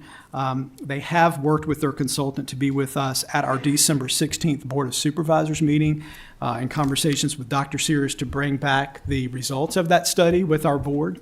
And that will be very instructive as we continue to plan our capital budget for capital improvements, both for the county and our school system. And so we are looking at a potential joint session. I've had conversations with Dr. Sears. We do this annually around the early January timeframe to hear from our school system, both as we look ahead to next year's budget, but also for capital planning purposes. And so in a early conversation, email exchange with Dr. Sears, possibly on Tuesday, January, I believe it's the 13th, as a possible date, potentially for maybe a joint session between the Board of Supervisors and the school board. Again, all this is tentative. We'll need to solidify that, Ms. Smith and members of the board, coming up at maybe your next meeting. Sure. And that's all I have at this point. Thank you. Anybody have any questions for Mr. Whitlow on his report? Okay, Mr. Gwynn, do you have a report, sir? I do not. Okay. Thank you very much. We continue to appreciate having you on as our partner, Jim. I will move quickly into other matters by supervisor, and I'll start with Mr. Quinn. I do not have a report. Thank you. Mr. Tatum. I just have a couple of things. It was brought to my attention a while back that a lot of the public parks throughout the state of Virginia have implemented the call boxes, the 911 call boxes. Some people call them the blue phones, whatever. And what it is, it's basically a payphone like setup, And when you pick up the phone, it's a direct link to 911. Oh, okay. And there are places putting them in public parks. And I'd like for us to look in to see, there's grant money available in some situations, to see what it would cost us to have those put in all of our parks throughout the county. And I'd like to also include Ferrum Park, because since they are open to the public, as well as maybe the BRI, because of the public gatherings that they have there. And, you know, we know we all have cell phones, but there are places in Franklin County, like my house, for instance, that my cell phone might as well be a rock, because it's about as useful as a rock. But it just gives an emergency avenue if one should arise. So if we could look into that and see if we could maybe find some grant money or see what the cost would be for that. And also, Ms. Smith and myself were contacted by Pam Cobbler with Henry County Board of Supervisors, and were invited to take part with them on their 250 celebration project coming up next year. And what they're doing in conjunction with Arrington Enterprises and Patrick and Henry Community College, they are building a motor there that is they're saying it's going to beat the land speed record. And that will bring national attention to that facility and to this region. And with us hopefully moving forward with our CTE program, I think it's a good opportunity for us to, if we can take part in that in some small way, you know, be a part of it, get on that bandwagon and you know, use it to help promote our own CTE program. So I would ask if possible, if staff could reach out to their Henry County counterpart, whether it's in tourism or economic development, maybe contact Ms. Cobbler as well, and see what they have in mind as far as of us being a part of that. And Mr. Tatum, I will say I've reached back out to Pam, told her we're interested, but I think you've hit on a gap, which is talking with Henry County staff. Yeah. And we need to make sure we do that. But we've expressed interest, and I know they're on a fairly tight time frame in January and February. So we don't stand to know if December is okay from a timing perspective. But if it's the board's pleasure, both Tim and I do think this is a really good fit. It would be great public relations for the county, but also in our automotive Right. section of CTE. I'll spit that out. I think that it would be very advantageous. So is there concurrence that we move forward with that contact? Dan, you okay with that? Okay, very good. And that's all I have. Thank you, Tim. That was a great report. All right, Mr. Carter. Thank you, Madam Vice Chairman. I'm starting my last term on this board for 4 years, and I'd like to thank everyone that voted for me for re-election. And if you didn't vote for me and don't support me, I hope I can work with you in the future and reach out to me if you have any concerns moving forward. But I appreciate and look forward to working with everyone, and I may have some more comments later tonight. Sure, sure. Well, Mr. Carter, I think it goes without saying congratulations. And we were going to talk about this later, but Mr. Mitchell, congratulations.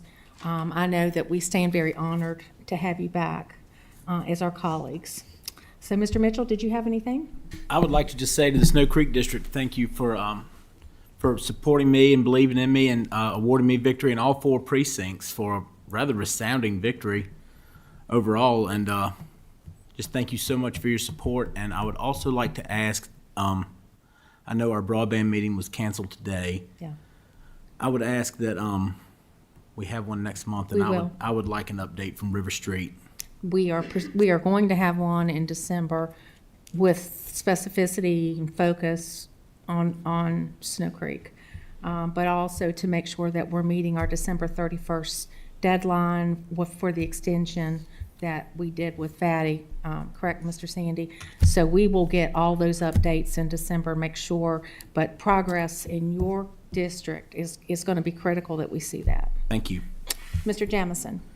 I just want to wish everybody a blessed and safe holiday. Okay. I don't have anything, but I do wish to extend happy Thanksgiving to my colleagues, to our staff, and to the citizens of Franklin County. We're getting into this holiday time where it's really family time, and it's about being thankful for everything that we have, and not taking anything or anyone for granted.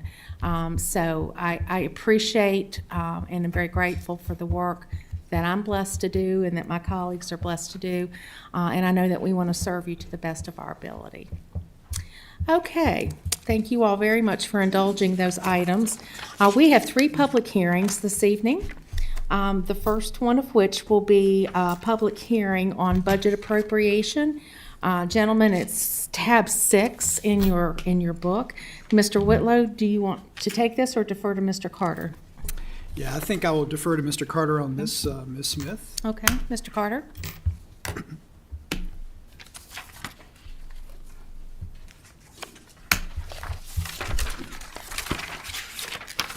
Thank you, Madam Vice Chair. Excuse me, members of the board. So for a public hearing, as Ms. Smith indicated, it's attachment or tab 6 in your booklet.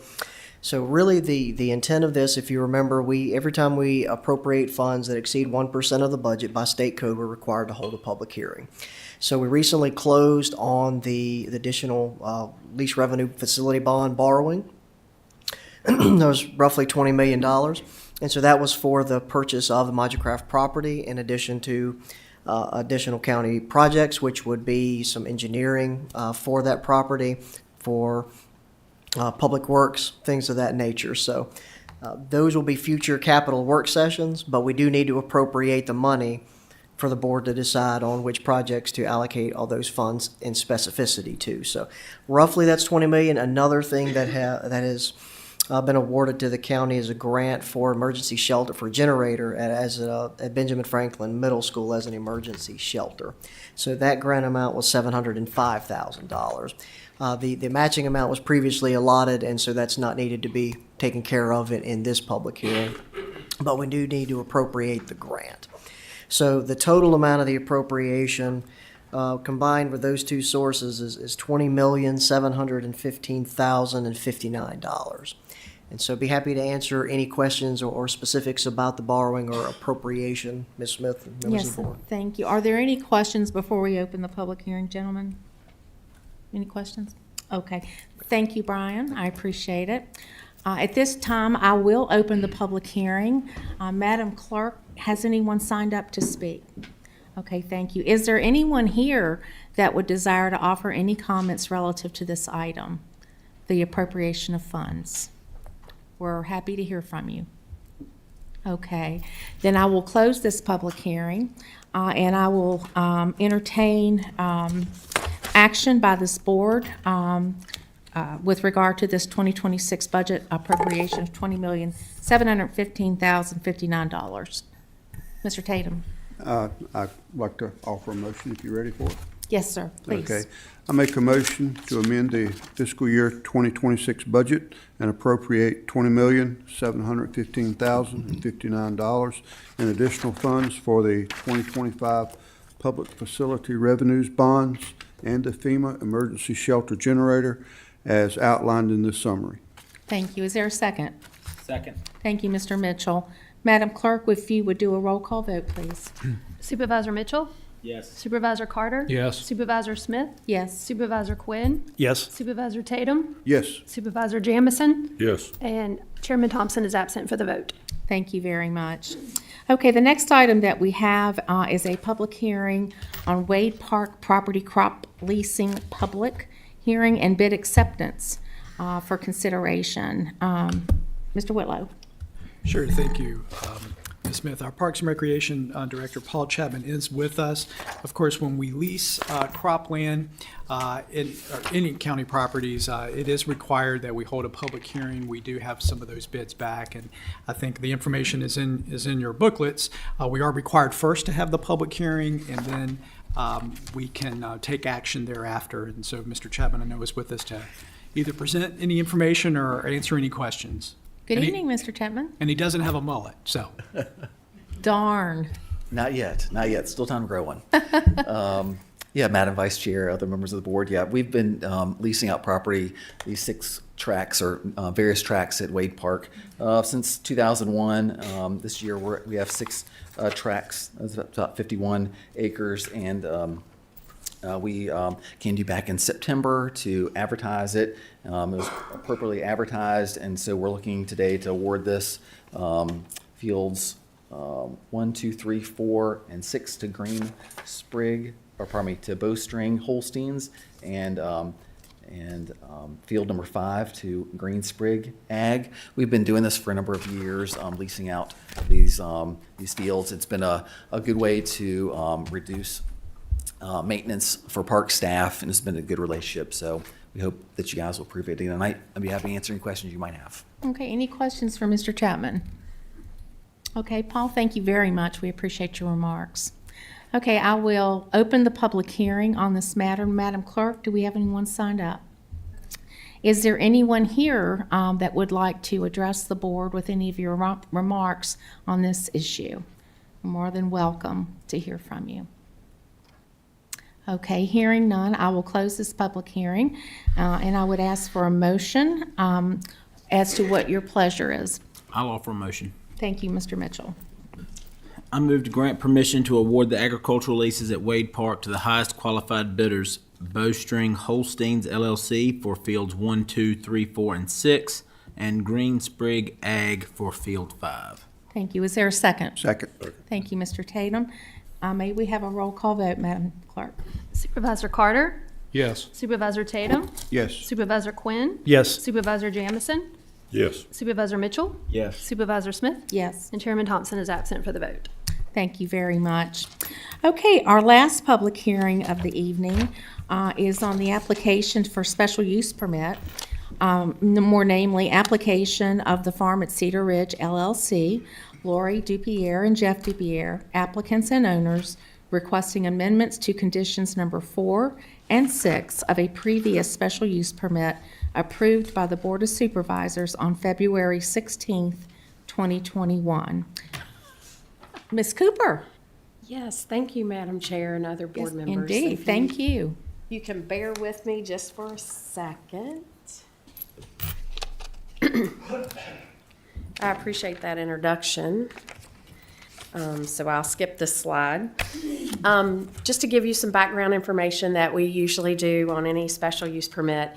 In March of 2021, the Board of Supervisors approved a special use permit with conditions to allow the operation of a club private for recreational and educational programs on approximately 5 acres of a 32.07 acre property.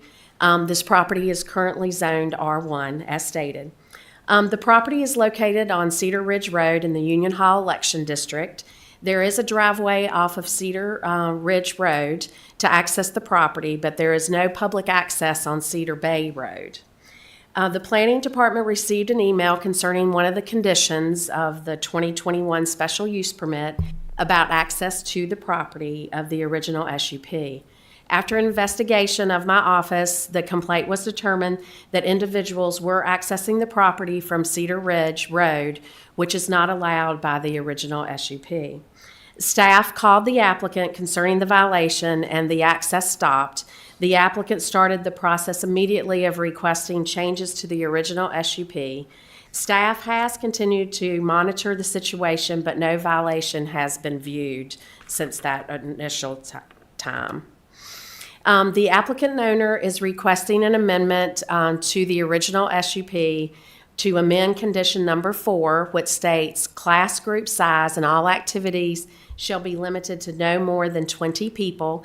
The applicant owner is requesting this condition to be amended to 30 individuals. The applicant owner is also requesting to move condition number 6, which states there shall be no vehicle access to the club activities from Cedar Ridge Road and Cedar Bay Road. At the Planning Commission's public hearing, the applicant requested access only to be removed from Cedar Ridge Road and to keep Cedar Bay Road as no access to the club activities. In the letter of application by the applicant owner stated the removal of this condition number 6 would allow for more efficient use of both their time and the members' time. The applicant stated that there would be no changes to the surrounding area, and parking, the area exists for about 20 cars. The parking area is approximately 50 feet from the edge of Cedar Ridge Road. In November, staff had the fire marshal perform an inspection and report back to the planning department. The stairs were in good order. There were fire extinguishers present and adequate egress based upon the occupant load less than 50 applicants. Due to the structure being classified as an agricultural building, this is exempt from the fire code. As part of the original SUP, as some of you will remember, the building official had several items required to be done prior to the operation starting.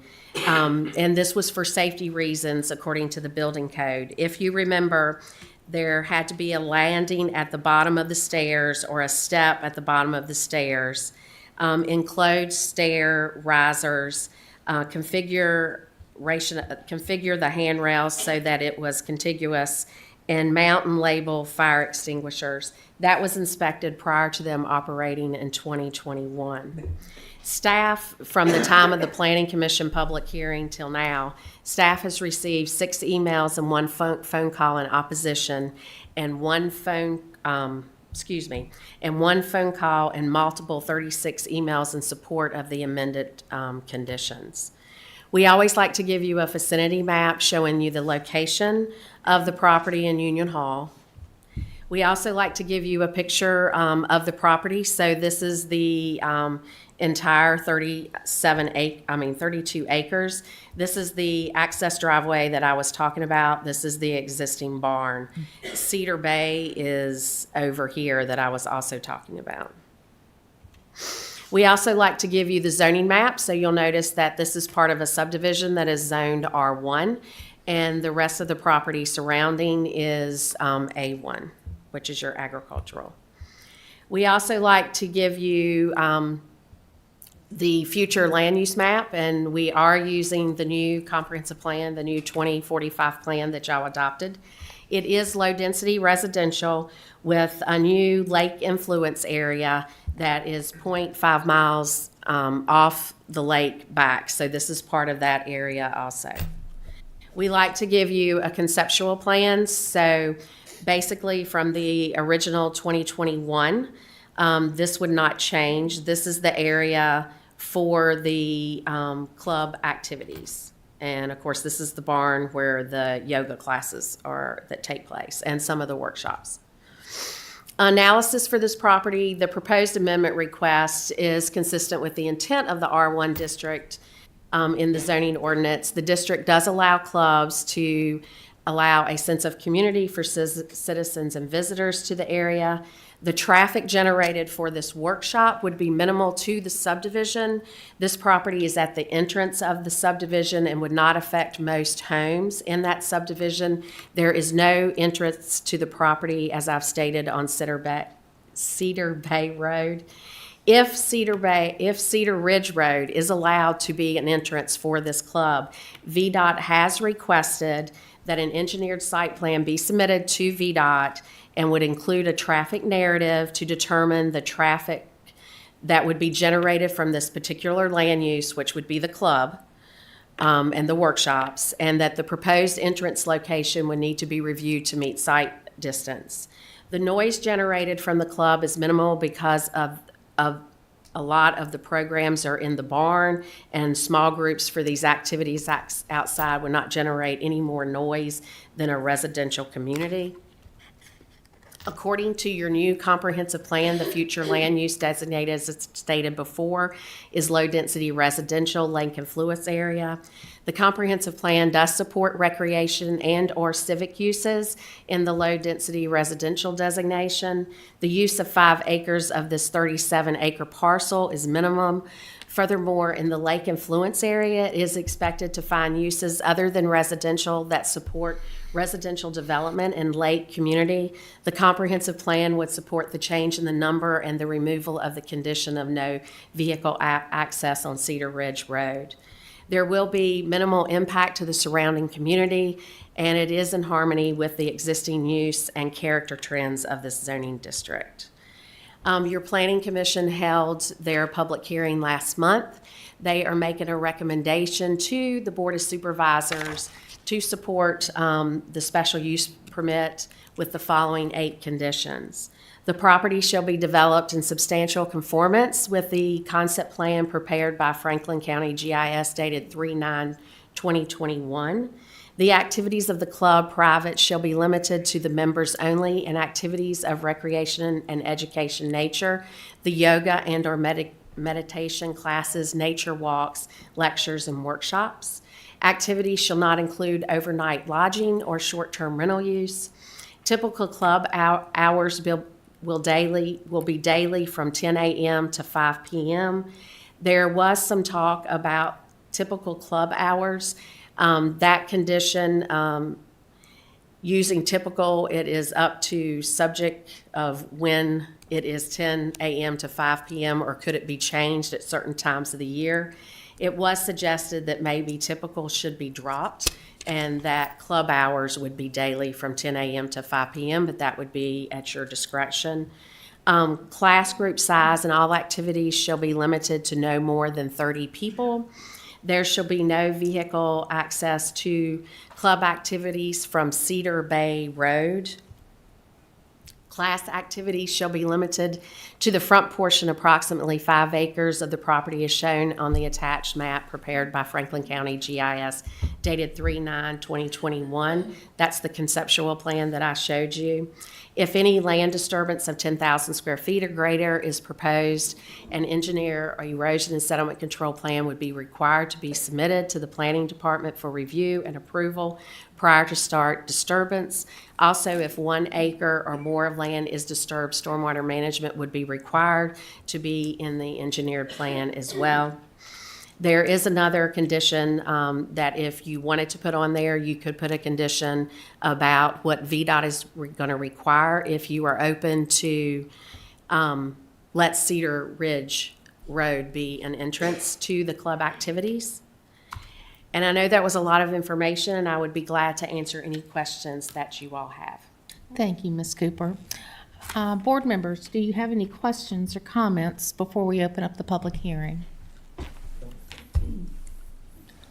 Mr. Mitchell. Lisa, what was the date that you all received that complaint? I received a couple of emails prior. We went out June 21st, but I received it probably at least a month ahead. We were very busy at the time with complaints, and so it probably took us a couple weeks to go out there. We had to wait because we wanted to see the complaint. We did get pictures, but the code enforcement officer and I wanted to take our own pictures and see it. So we waited for an event on June 21st. And I know that was a Saturday, but our code enforcement officer agreed to go out on a Saturday to take pictures for us. And so that's when we documented, and then we called, the following week is when I made the phone call. And what did y'all find there when you went? People were there were cars accessing Cedar Ridge Road. Approximately how many? When he was out there, the pictures that I saw 3 or 4. It was an event, so there wouldn't have been more than 20 individuals. He said it didn't appear to have been over that limited, because once the cars get in there in the workshop, you can't see for the trees. Thank you. Okay, any other questions? Mr. Tatum? Ms. Cooper, was that the only complaint that you had received? We, at that time, yes, that was the only complaint that I received with them accessing the road. I know for a period of time, there was a bus that took, and I'm sure the Peers can talk more to that, but there was at one time a bus that did take them from the spa to the barn and where they had the workshop areas. And I don't know when they started accessing that, but that was the only complaint that I had. Now, we did receive 6 emails in opposition, but they didn't call about a complaint. Okay. All right, thank you. Sorry, it was kind of long-winded. That's okay. Any other questions, comments? Okay, if the GPRs are here, we would love and ask them to come and share your. Oh, sorry. Go ahead, Lisa. I think they have a representative to represent them. Very good. That's But fine. I'm sure if you have specific questions for them, they would mind. Sure. Sir, if, Could you put the map back up? Sure. Or the overall maps? Even the one, yeah, that one there is just. Is this one fine? Yes. If you want one of the others, sir, if you would state your name and your address for the record, please. Yes, my name is Tom Basham, B-A-S-H-A-M. I'm a civil engineer. I live in this community in Union Hall, just down the road at 264 Veranda Bay Drive, Union Hall. Been down there about 4 years. Thank you. So I've been asked to help them, guide them, and of course, take care of the little bit of engineering with respect to the entrance. But I wanted to address the project overall from a planning standpoint. And she did such an excellent job with the representation. And these folks tried for quite a few years to make this work by honoring that condition.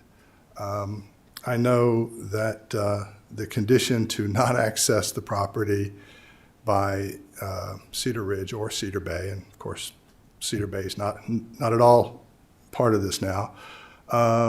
That was a surprise at the last minute. I wasn't involved in that hearing, but it came up at the last minute, and they were told, well, either we do it this way or you get turned down. And they said, okay, we'll do that. And they tried real hard. They had a shuttle bus a lot. Some people would come late. They go, well, the barn's right there. I'm just going to go over there. And it eroded out, and obviously they did honor that fairly well for quite some time.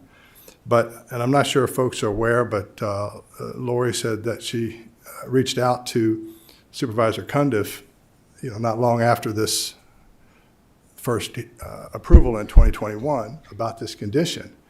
And he said, he felt like that he had to agree to that to get the support of the board at that time. But he said, once you're up for a year or so, people can see how calm and quiet and simple and community-oriented this use is. Come on back in a year or so, and we'll redress it and take care of it.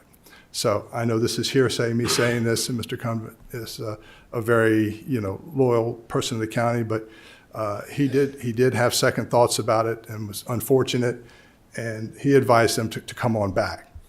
And of course, we were going through the pandemic and time and busy, and things go on. So this is why we're here, to try to address this. And I did see all of the emails that were in the report. I haven't seen some of the ones that came in, but of the 10 emails that came in from the community, I only saw one that was against Cedar Ridge Road. I saw a number that didn't really support. A few of them from the community really weren't overall supportive of the project. They were, sort of not on the overall support side, but they even said, you know what, I think they should be able to use their entrance. As you know, a large number of people, 20-some people in the surrounding area are supportive. I'm sure there's people here to speak tonight to be supportive. But to a certain extent, to a lot of people, this is a simple community use that is somewhat beloved, and it's local. Everyone's local. No one's coming from Martinsville to go to this yoga class. No one's coming from Roanoke or Danville. They are all pretty close, and they're coming here for these quiet times. The business of the number of people from 20 to 30, this came up when they were sitting down making the application. They were asked, any other conditions or a problem, did they want to raise the number from 20 to 30? And Lori and Jeff said, we would only have 30 once or twice a year when they do some of these educational things. You can't have, they can barely do 20 people in the barn for yoga. It takes room to move. This is an old barn. And if you've seen it, it's an old barn and the wind blows right through it, okay? So if there is a concern with respect to the number going to 30, it would be certainly acceptable to no more than 3 times a year for that to take place, and that's because it would not be on a recurrent basis, okay?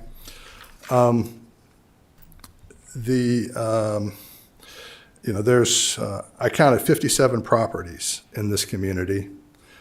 Seems like about 70% of them are built. Most of them are full-time residents. The traffic count, 140 vehicles per day. That's the latest VDOT count, 2024. And as you see from the map there, this is the first turn in, the first turnoff coming in the road about 500 feet. You don't drive by anybody else's house. There's nobody else in the way. You can't hardly get up to any speed to come off that road to turn into this property. These times are also not at peak hour, okay? They're not in the morning, and people do kind of laugh when I say peak hour around the lake, okay, because it's a little bit different. But there's still, people get out in the mornings, people come home in the evenings, and that's not when this happens.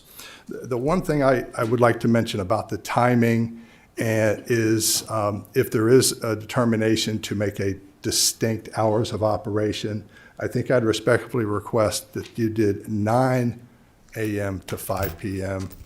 The reason being, in the summer, there's no AC in the barn. There's no air conditioning, okay? Wind blows right through. And metal roof on the barn, there's no insulation up on the barn or anything. By God, it starts getting pretty hot if you don't start there till 10 o'clock, okay? So if they could do 9 to 5, that would be much more convenient because in the summer it gets hot. And then, so there's that. So this is a very ultra low intensive use. It's a quiet use. It's a community use. This is not retail. This is not a restaurant. This is not a commercial operation. This place isn't open every day. There's not people coming and going, buying and selling anything. There's a very tight-knit group of people. It's a very few dollars. You couldn't buy a McDonald's lunch for what they take for yoga, 8 or 10 people a day. It's not a huge proposition. So people are gathering there for wellness. They're on this small portion of the 32 acres. There's a tremendous number of hardwoods. That map's a little bit old, but they've planted hundreds of Leyland cypress and deciduous trees around to help buffer the area and keep things quiet. So that's the basic planning elements. I know when you do anything in a community like this, there's a lot of caution, but I think the community has had an opportunity to see how this operation has, what kind of impact the operation has had.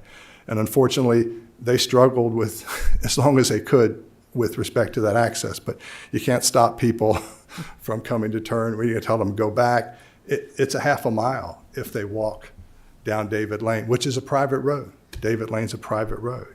And there is no road from their spas down there at 17. So their spas right here.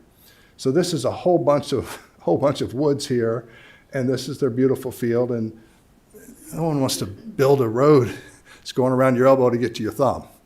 So happy to answer any questions from an engineering, civil planning standpoint, and appreciate any questions. Mr. Basham, thank you so much. Okay. I'll open it up to supervisors for any questions or concerns. Mr. Basham? Anyone?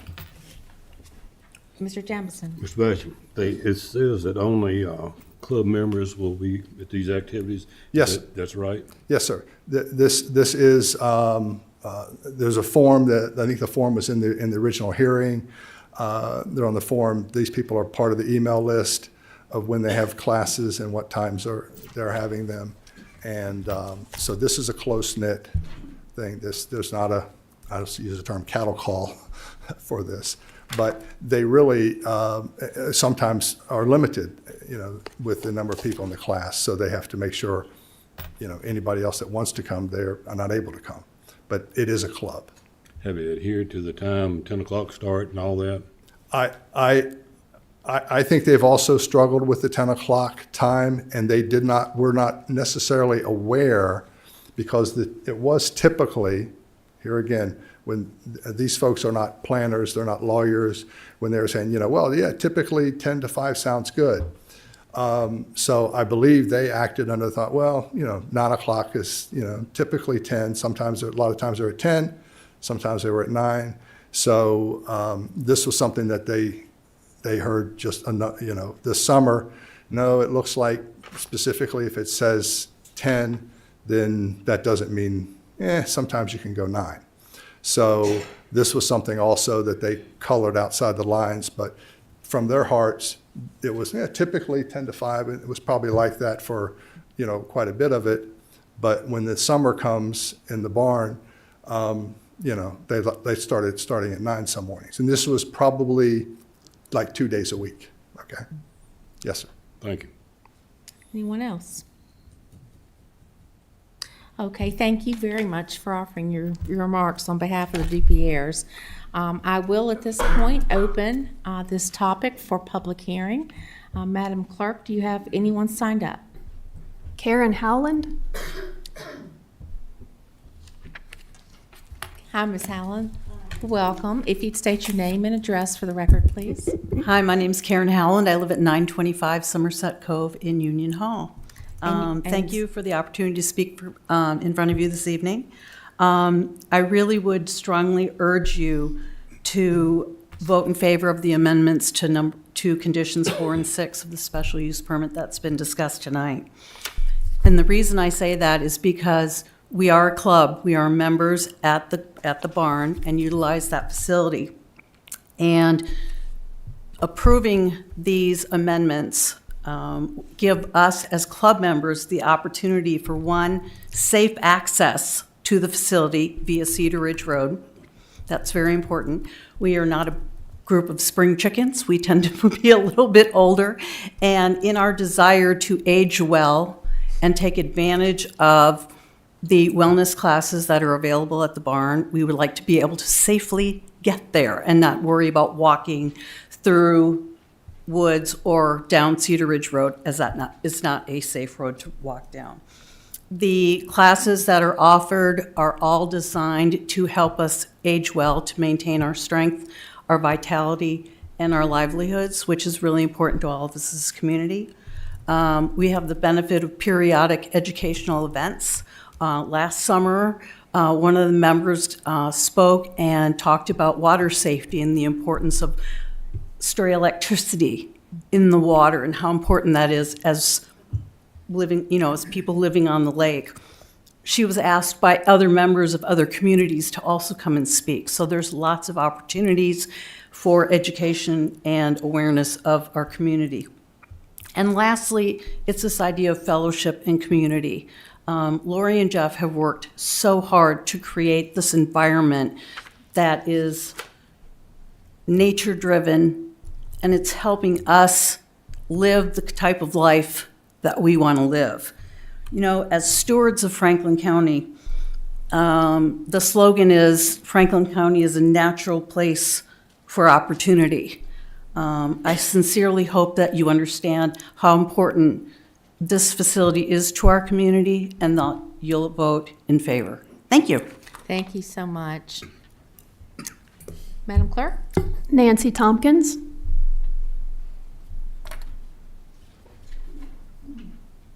Hello, Ms. Tompkins. If you'd state your name and address for the record, please. I'm Nancy Tompkins, and I live at 730 Doty Lane in Union Hall. And I'm here to express my strong support for the proposal to amend the SUP at 112 Cedar Ridge Road to allow club members to access the barn with their vehicles via Cedar Ridge Road. And this next little bit might seem tangential, but stay with me. As I drive through Franklin County, it's impossible for me not to notice the growing number of vape and smoke shops.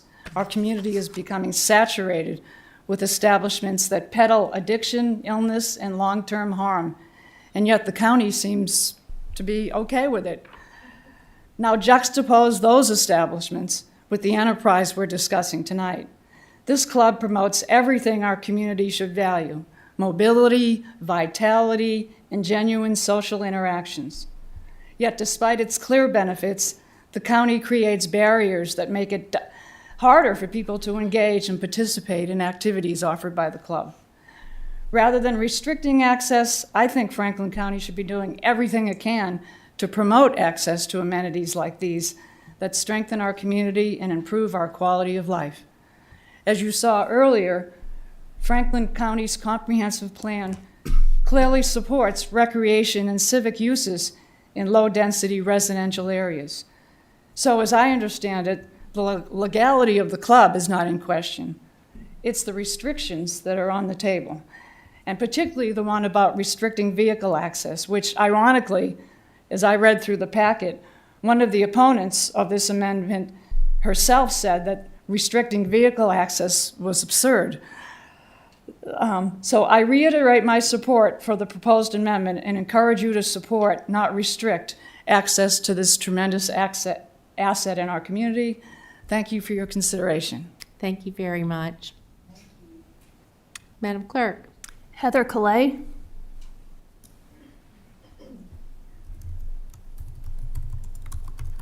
Good evening, Ms. Calais.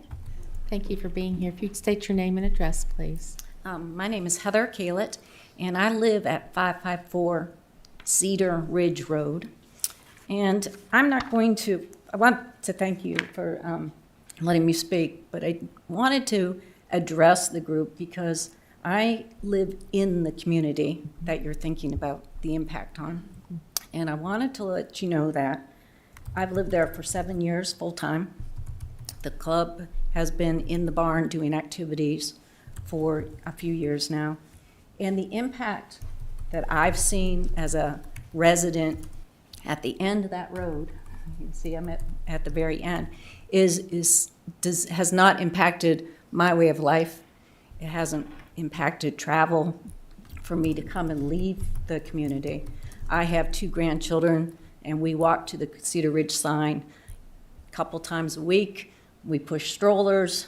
I don't worry about their safety or any kind of noise level or any impact. I've also sat down with 15 other people in Cedar Ridge that live there full-time.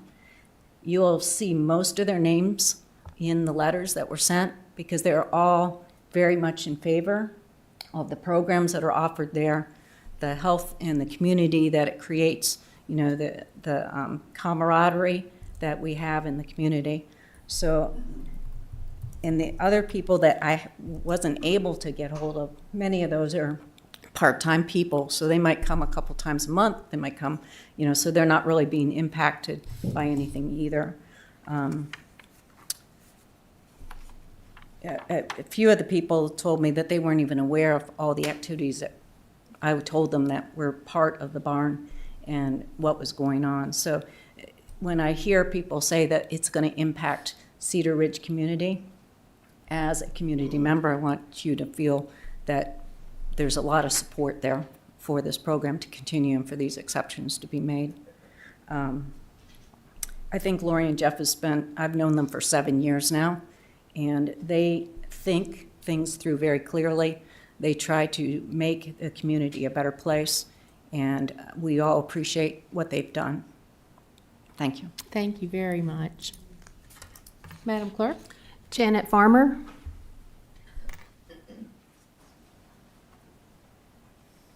Good evening, Ms. Farmer. If you'd state your name and address, please. See over this thing. So. Just make sure you get to the microphone if you don't mind. Here we go. Thank you. Janet Farmer. I live at 916 Somerset Cove Road in Union Hall, and I'm a longtime property owner and resident of Union Hall, and I've been actively participating in the wellness programs offered at South Lake Spa over the past few years.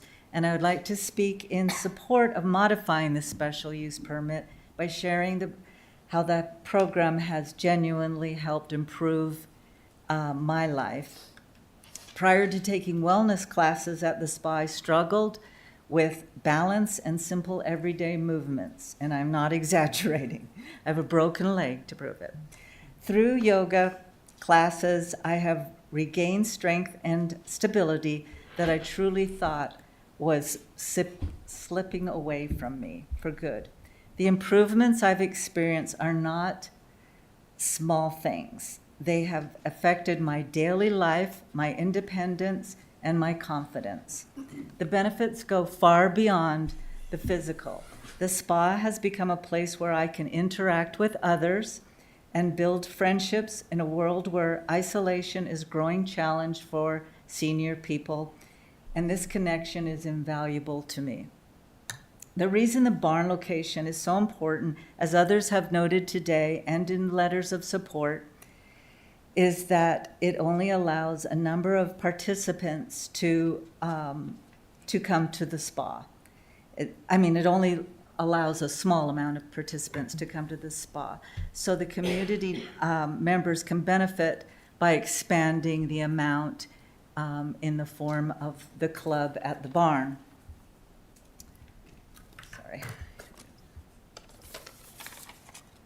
Unfortunately, as others have mentioned, access to the spa is not safe or not practical to walk from the spa to the barn. So it doesn't allow everybody to use it, the club. And the safe access to the barn space means better health, better mobility, and better overall well-being for a greater number of the members of the community. I hope you will take into consideration how important vehicle access is to a greater amount of members of the community. I urge the board members to consider the good of the entire community. Thank you. Thank you. Madam Clerk? I have no one else signed up. Okay, is there anyone else that would wish to speak? Charlene, come on up. And ma'am, I'll ask you. My name is Charlene Maresca, and I live at 223 Morningwood Lane, Wirtz, Virginia. And I am writing, and thank you for listening this evening, as a member of the South Lake Spa Club to respectfully request attention to an important safety concern regarding vehicle access to the barn where several spa programs are held. On October 25th, I hosted a sound bath at the spa for 10 women. A sound bath promotes deep relaxation, reduces stress and anxiety, and improves sleep. As a member of the South Lake Spa, I was eager to introduce my friends to many valuable wellness programs offered there, such as yoga, movement classes, massage, and various health-related focus workshops. And some of these are held at the barn. At this time, however, the barn is not accessible by vehicle, requiring members and prospective members to walk a considerable distance from the spa. This walk, long and difficult, and most importantly, not safe. My guests on October 25th that day ranged in the ages from 65 to 81, and one attendee was my 43-year-old goddaughter who lives with Parkinson's disease. For individuals with mobility challenges, balance concerns, or age-related limitation prevents many members from participating in the programs that contribute greatly to their health and well-being. South Lake Spa is truly a treasure to Smith Mountain Lake community. It provides resources and programs that help residents, like myself, stay healthy, active, and connected. For a facility offering such health benefits, it is essential, and I urge you as members as member of the spa to have a safe, reasonable access to every part of the property, including the barn. Thank you for your time. Thank you, Charlene. There was another young lady that would like to speak, please.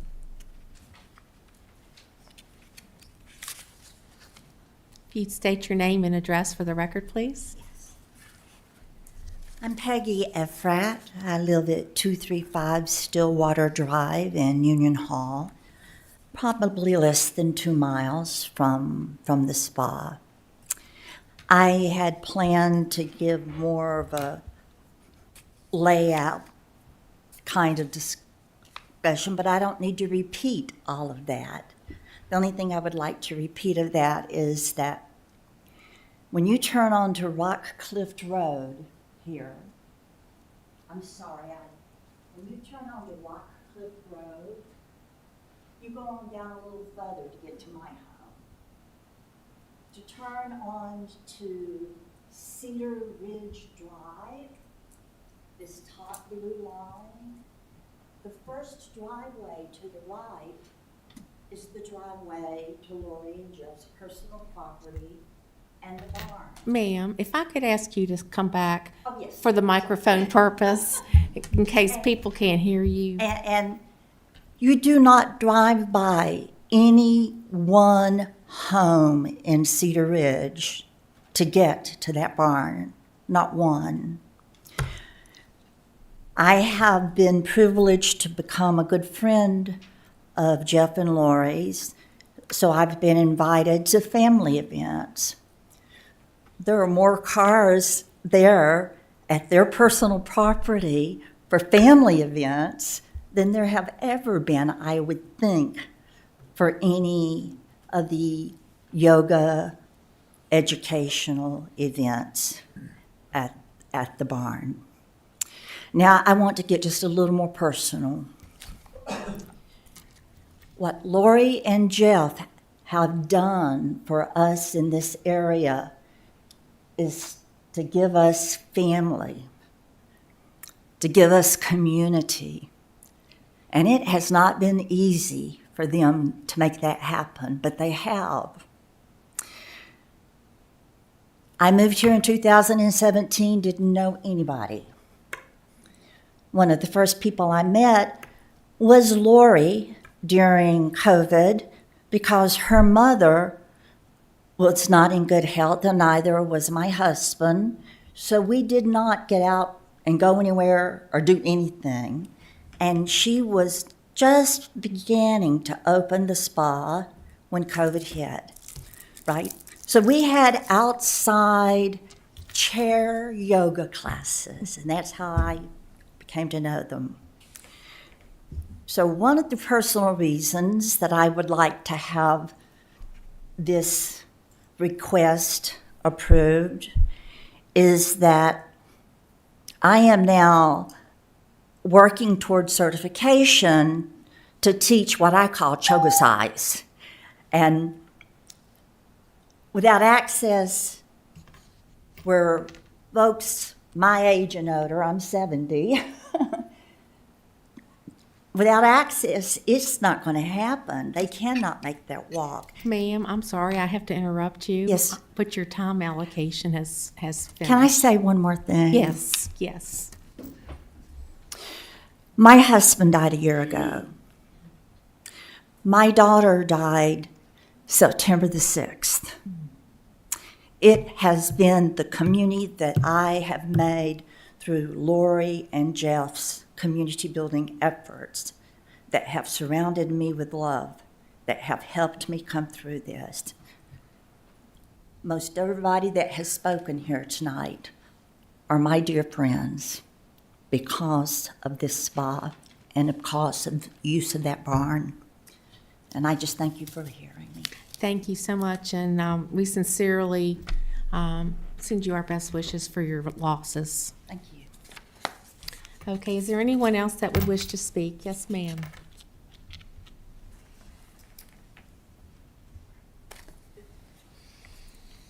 If you'd state your name and your address, please. Hi, I'm Lori Dupier, 112 Cedar Ridge Road, owner of the barn, South Lake Spa and South Lake Spa Club. I just wanted to say thank you so much for listening to us, and thank you for your service, and we look forward to resolving this matter. And heartfelt thanks to all of these folks behind me who came out and spoke their mind, and I'm just grateful. Thank you. Thank you, Ms. Dupier. We appreciate your remarks. Anyone else that would wish to speak on this topic? You're welcome, more than welcome to speak. We'd love to hear from you. Okay, hearing none, I will close the public hearing.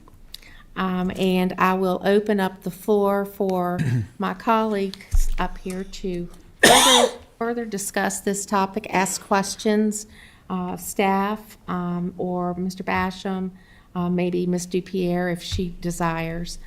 So let me just open the floor up. Mr. Carter. Thank you, Madam Chair. I have a question, I guess, for the Dupierres. This is a club. What do you charge for membership, or how are you making money with this organization if it's a club?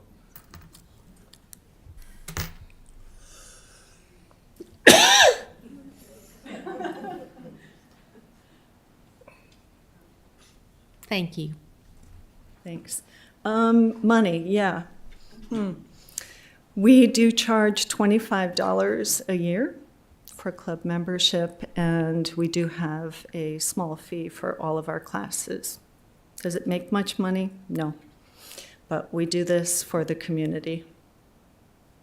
Okay, thank you. Ma'am, Ms. Dupierre, can you I'm- say? good evening. Hi. How many members do you have in it now? Currently, we have 32 members who are consistently with us, maybe not at any one time.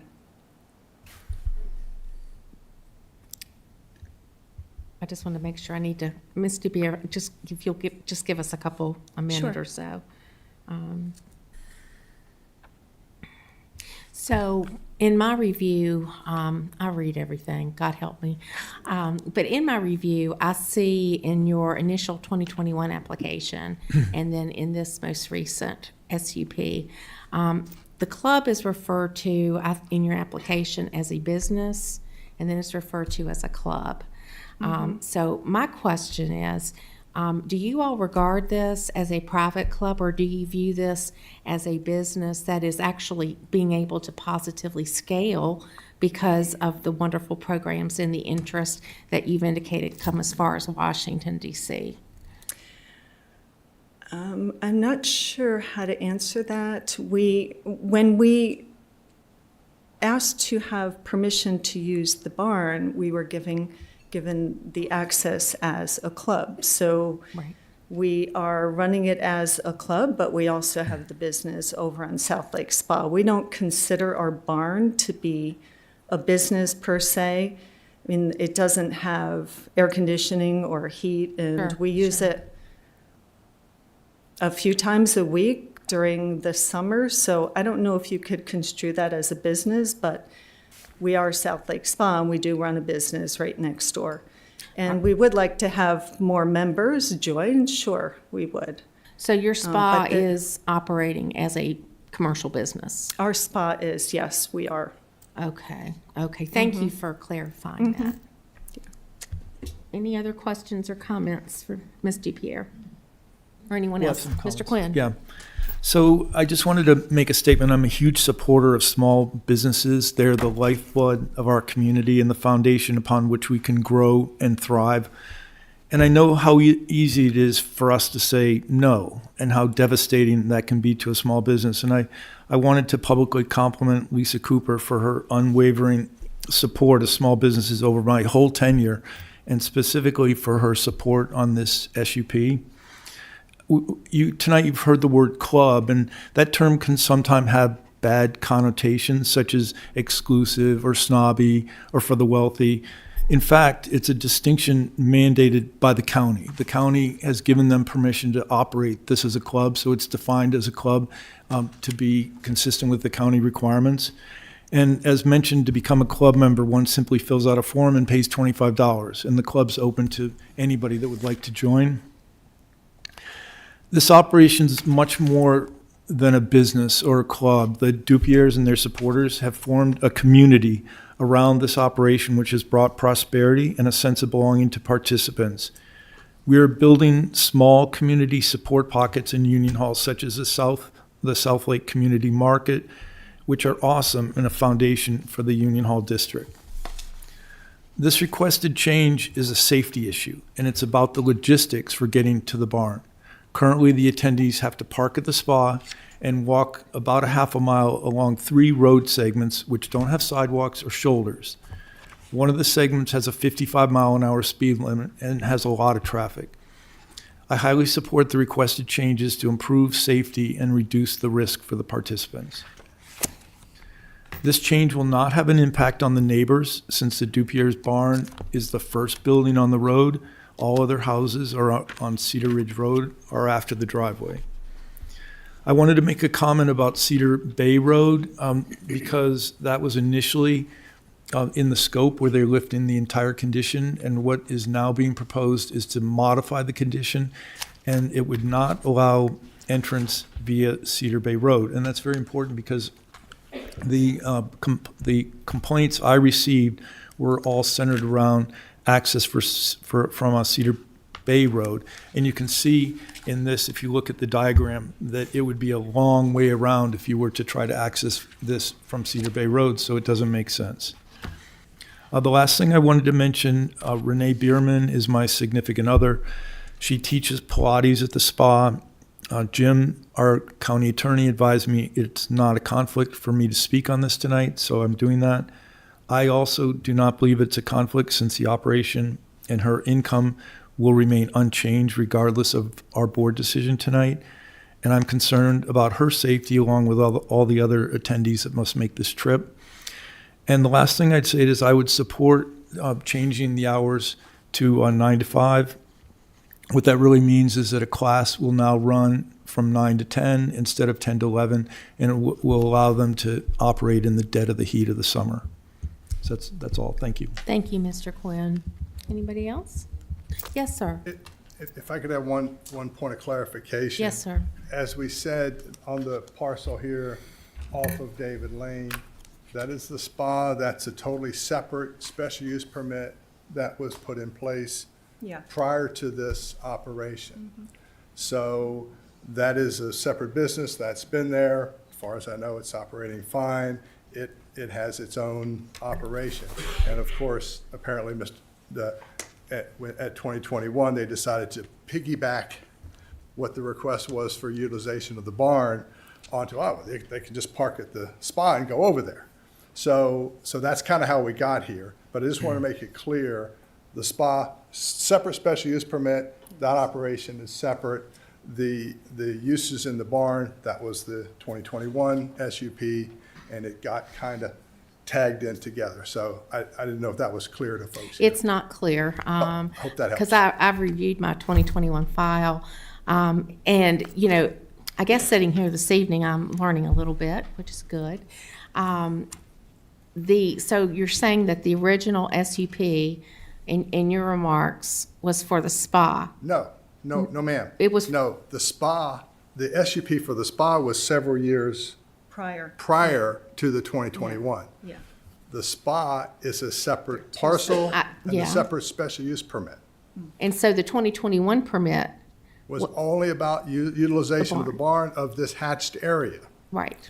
But because they're in common ownership, Yeah. and I think people were concerned, what are you really doing? They tried to marry those two together and strike off the access, and who knew? First, obviously I wasn't there. I don't know if they were worried people were going to be parking along the road and going in or what have you. But in the quickness of that 2021, they decided, oh, they got the spa. They can just park there. The spa took place initiated several years before, a separate SUP. Well, and pardon, I did not come to this board until 2020. So that activity and those discussions predated me. So I really do appreciate the distinction. I thought it was important to know because we're talking about them together. People do go to each place, and some similar things happen at both places, but limited things happen at the barn at limited times, and it is a much more community-oriented operation, as they say. Thank you very much. I appreciate that. Stay up here in case there's anything. Ms. Dubier, you can sit down. Bless your heart. Ms. Cooper, would you mind coming up for some questions? Where'd she go? Oh. I'm sorry, Lisa. Lisa, just for our benefit, can you just give us a quick overview of the SUP that evidently was 2017, 2018? I know that you're not prepared for this, and I'm catching you cold. Yes, I looked to see if I had brought the spa one, but I did not. So I'll try to remember. I don't remember some of the conditions, but I do know that when the DePeers decided that they wanted to open up a spa and a salt spa, they decided to do it on David Lane, and they had to get an SUP because it is zoned A1. It was A1? It's A1. The spa. Okay, so the I barns. thought you asked me about the spa. I did ask you about the spa. Okay. But the barns are one, correct? Yes. Okay. Okay. The barn is on this large parcel here, which is R1, which is part of Cedar Ridge subdivision, I think is the name. Got it. This is total separate properties that were subdivided, and David Lane is a private road. Where the other roads that we were talking about tonight are state maintained. So basically, they had to get a special use permit. There was some conditions. I do remember one of the conditions was that David Lane, because of being a private road, I know that they do most of the maintenance on the private road, and I'm sure they can speak to that. And there was something in the condition about the private road and the maintenance. I do remember that. That's fine. They did have to go through site plan ENS review. 2017, we did have the new stormwater regulations. Right. So they had to submit engineer plans to our offices. They were approved. They would have met all the conditions or any type of landscaping that we required, and they were able to open up. And I can't remember if it was 2018. I can't remember exactly when they opened, but they had to get building permits. So for purposes of this current SUP, it should be judged against the barn and not the spa? I would not. I mean, it's two separate things. I mean, in my opinion, the spa is the business, it's the foundation. Yes. Does she have yoga classes there? Yes. In the winter she does. Does she have wellness classes there? Yes, but she offers a lot of other services. The way the spa got kind of drawn in with the barn was when in 2021, when we came in for the special use permit, because it was during COVID, they need a place to space out, to be outdoors. And when the condition was put on where they would not be able to access it from Cedar Ridge or Cedar Bay, the next thing is that, oh, well, we have this business here, we'll park, maybe in the spring we'll be able to walk through, but it's pretty hard to walk from here to here. And so then they thought, well, maybe we should go out to David Lane and start walking that way. And then I know they had a bus that took people. So I think that's how it got, the spa got interacted with the barn. And I'm sure on her website, so that she doesn't have to have two separate websites, I'm sure she talks about both. And that might be confusing. Well, you know me, the zoning stuff really matters. Yes. The land use. I mean, I don't get hung up on people or programs. It's the zoning and the land use. Yes. So it pleases me to know that we're dealing with A1 versus R1 where the barn is. Because if you were to have told me that the spa was in R1, I would have had to look back and wonder what was the thinking. It's R1, you know, at that juncture where we were in time. Right. It's better for the spa to be on the A1 property. No It question. probably wouldn't have fared well if it was asked to be on the R1. No But question. they own the property, so. Okay. And they own several lots on David Lane. Right. Any other questions for Lisa while she's at the podium? Mr. Carter? They brought up some comments about Mr. Cundiff, and do you recall any of that, Lisa? I recall some of it. I was the long-range planner at the time. I wasn't the planning director. But I know there was some opposition from the subdivision. And I know there were meetings between staff, Mr. Cundiff, the DePeers. I do know that there was trying to be a compromise so the barn could still be used for the yoga, the meditation, the workshops. And from what I can remember from conversations that I was involved, you know, if you limit it to a certain amount, and that's how the GIS department, because usually it's not Franklin County that does the map, but that's how, when we were tying it to the spa, you could do this area, it would tie it to the spa where people could walk. You know, in the spring, obviously, they don't have classes there. In the dead of winter, you would freeze to death. But, and just trying to limit it to help the neighborhood and their concerns, because there was concerns about Cedar Ridge and Cedar Bay. That's when they came up with all these conditions. I don't know if it was thought through enough to think of safety issues of making people walk without sidewalks or curbing.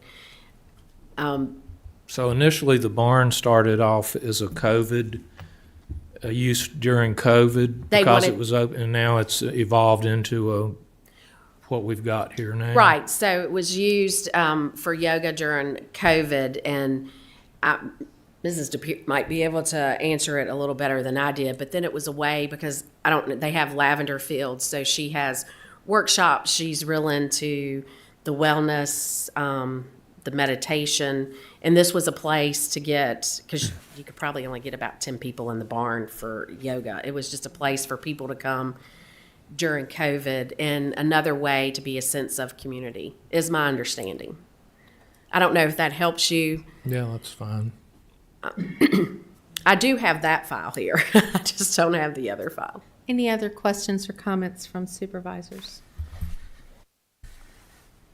Okay. I'll make just a comment. Please. Madam Vice Chair, I went down and saw the property, and truthfully, when I look at it,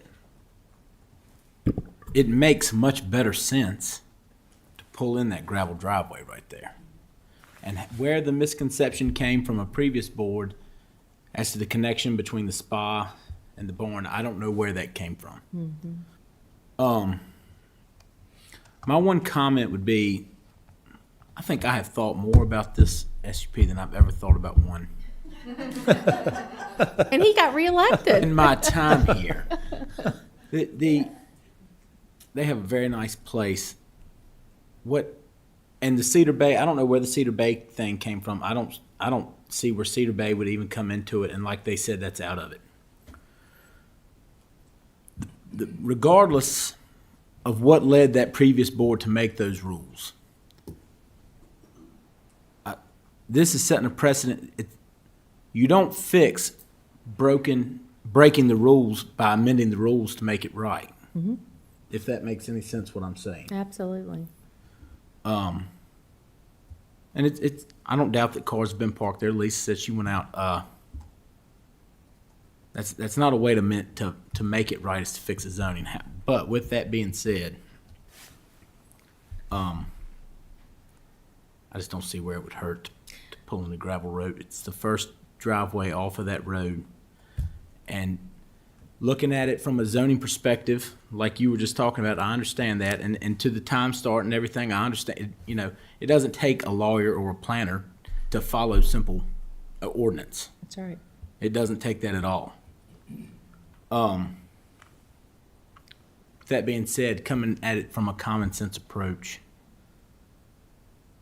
they need to pull in the gravel driveway and park the barn. That's all I have to say. If you all will indulge me, I need to make sure that no one else wants to speak so I can close the public hearing. Is there anyone else that would wish to speak? Just want to make sure. Okay, so I'm officially, Madam Clerk, closing the public hearing. At what point, we are opening the floor from the board. And Mr. Mitchell, did you want to expound any further on your remarks? No, I said what I had. Okay. Mr. Martin, yes, Mr. I agree with Nick. I mean, it's for a safety issue. It's a no-brainer to me. I do have concerns with what they've done in the past. They haven't followed the original conditions with the time or the parking. Mm-hmm. But like Nick said, that being said, it's a safety issue. I got no problem with it. I'll do it. Okay. And yes, Lori, if I may, please, the one part like, from a common sense approach, that's where I'm at. However, I hope this doesn't set a precedent for future ones just because maybe you've fudged the rules on your start time, maybe a couple cars, that is not a reason to put amendments on an SUP. That's right. And that's just for setting precedent. That's right. That's right. And that's all I got. That's well stated. Any other questions, comments? Okay, from my perspective, I am okay with pretty much everything that's been said on these two conditions being removed, with the exception that I would like the opportunity to add Ms. Cooper condition, if it would be to the board's pleasure. I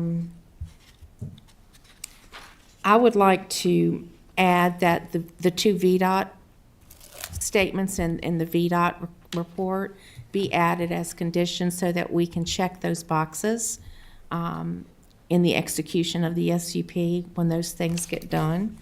And I am okay with 9 to 5. I know it's been 10 to 5, and I've gotten many reports that that's not been upheld. But I will say that it's difficult out of the gate back, when all of this opened up, to know what your hours were going to be and what the convenience of your customers were going to be. And so, to some extent, I look at these as this condition request to pull these both out. I look at it almost as an experience of time and what the usage has been and what they feel they could stay in compliance with. And so I think that's the message that I would send directly to the applicants, is that, these conditions are to be adhered to. And so the right thing to do is not to wait for a violation to get reported and analyzed by the county. We don't like doing that. I mean, we want to be supporters. We love entrepreneurial businesses. I think that this is a wonderful program for the various reasons you all have stated, and quite honestly, I haven't thought through it from that perspective, from the programmatic perspective. Ms. Maresca, I think you know where the strings to my heart are when you talk about the disability piece and ingress and egress between both facilities. I have learned some things again this evening. I'm okay with 9 to 5. I'm okay with lifting the two conditions, adding the VDOT piece, and what else am I? Section 5. Pardon? Section 5, you want to limit it to 20? Oh, yes. Thank you, Mr. Carter. I would like to leave it at 20 for the main reason that there's residential sections, and this is, over where the barn is, it's R1. And I think that keeping it at 20 gives us some surety that we're not creating increased traffic volume in an area where it's, I know we've got the new Lake District criteria now and so forth, and I get that. But I'm just trying to look at the land use. I'm not making any judgment call. I'm just looking to see that the participation, when you look at traffic counts, and it was good that Mr. Basham was able to share traffic counts with us. But I would be more comfortable personally leaving it at 20. So I do want to ask my colleagues, where are you with the 20 or 30 in the participants? I'd stay with 20. And one other thing, on number 4, the hours, I think we ought to remove typical. Thank you. And thank you. Yeah. Okay. Yeah, I forgot to mention that, Mr. Jamison. Thank you. Mr. Mitchell, yes. You're okay with 20 or 30? 20. Mr. Carter? Okay. 20. Mr. Tatum? I'm okay with 20. Mr. Quinn? 20's fine. Okay. All right, so we've got consensus on that. So, Lisa, am I missing anything else in terms of decisions that we would need to make to be able to approve this? No, you, like, whoever makes the motion, if you agree with Mrs. Smith, be sure to, number 4, to take off typical, and the club hours would be 9 a.m. to 5 p.m. Because the Planning Commission did increase it to 30, number 5, you would change that from 30 to 20. And then there should be no vehicle access to the club activities from Cedar Bay Road. I'm sure you all, sounds like you're good with that, but to take off the Cedar Ridge. So you would go along with the Planning Commission, and then you would add a 9th condition about VDOTs. So it will, we'll work with the county attorney to get it in there, but there'll be a statement that you have to meet all the VDOT requirements, and we'll add that it's a traffic narrative, what it's for, and also for the site distance. And if VDOT comes back with things that need to be addressed, we can put any of their requirements. you can, okay. And if it's necessary, if it needs to come back to us, of course, that's fine. So I just want to close this discussion with my colleagues. If you're ready for a motion on this, I will certainly entertain it. I have a question, Lisa. What is, for the VDOT requirements, is that a requirement for this? And what's the typical cost for a business to achieve this? Do you have any idea? Or does VDOT do this? Who does it and who pays for it and how much is it? Okay, they would have to hire an engineer an engineer that knows VDOT standards. So that engineer would have to draw plans or not plans, do calculations for the traffic narrative of what 20 people coming to here on occasion, what that's going to cause to the VDOT road. Then because of the curvature of the road, VDOT wants to make sure that it meets sight distance for their road, and there's calculations. I mean, you have an engineer in here, he could probably tell you more of how much it costs. To tell you the truth, I'm not sure. It wouldn't surprise me. It could be a couple $1,000s. I'm really not sure, so I wouldn't want to really speak to that, and it would be up to the property owners to pay for it. So the VDOT study then will be for turning off of Cedar Ridge Road onto their driveway, right? That's the study is for that. So the traffic narrative should include this area. I don't know if the traffic narrative, if it'll take in consideration Rock Cliff, but the site distance will just take the consideration of this area and this area. They have distances of what it has to be. Okay. I don't know if that helps you. Like I said, That's if good. you have specific questions, I'm sure. Well, and I think to keep in mind, as we talk about this, Mr. Quinn, I think we can all acknowledge all of the SUPs that we have and review. A lot of them have additional analyses being required by VDOT, and we just need to keep the playing field level. Where VDOT has concerns, they're not gonna give us a stamp of approval if these things are not met. Right, Pretty their much. concerns are their state-maintained roads. That's right, because that's right. So we're not trying to be punitive to that extent, but VDOT has raised these issues of concern, and we just need to make sure that they're conditioned appropriately. If that makes sense. Okay. Thank you, Lisa. Are you So all? I try to make a motion if you're ready for that. Of course. Thank you, Mr. And then you Quinn. can correct me No, when I make errors. you are absolutely fine. So I find that the use will not be of substantial detriment to adjacent properties, that the character of the zoning district will not be changed thereby, and that such use will be in harmony with the purpose and intent of the county code with uses permitted by right in the zoning district and with the public health, safety, and general welfare to the community. Therefore, I move to recommend approval of the applicant's request for amendments to the conditions of a special use permit to allow for the operation of a club private for recreational and educational programs as recommended by the Planning Commission in accordance with the 8 conditions. It'd be And then with the following changes. It would be 9 conditions, Dan, yeah. Yeah, so I was going to add, condition 4 will be changed so that it's 9 to 5 rather than 10 to 5, and we'll remove the word typical. Condition 9 would be added for the VDOT requirements. Condition 5 would reduce the number of people from 30 to 20. And condition 6 would stay as written, that there's no vehicle access from Cedar Bay Road. So it's just confirming condition 6. Very good. So we have a motion on the floor. Is there a second? Second. Thank you, Mr. Tatum. All those in favor of the approval of this SUP, please say aye. Well, let's do a roll call vote. I'm going to stop right there. Madam Clerk, if you would be so kind. Supervisor Smith? Yes. Supervisor Quinn? Yes. Supervisor Tatum? Yes. Supervisor Carter? Yes. Supervisor Jamison? Yes. Supervisor Mitchell? Yes. And Chairman Thompson is absent for the vote. Okay. Thank you all so much for your attention and extended discussion on this matter. And I really want to extend our thanks to the neighbors and the residents in this area. It's so important to hear from you. And we can't stress that enough on all of the work that we do. And it makes a difference. As I've said now for the third time, I've learned things tonight as a result of some of the things you shared. So our citizens, you all make a difference, and we very much appreciate you taking your evening to be here. Okay, so we're going to move forward.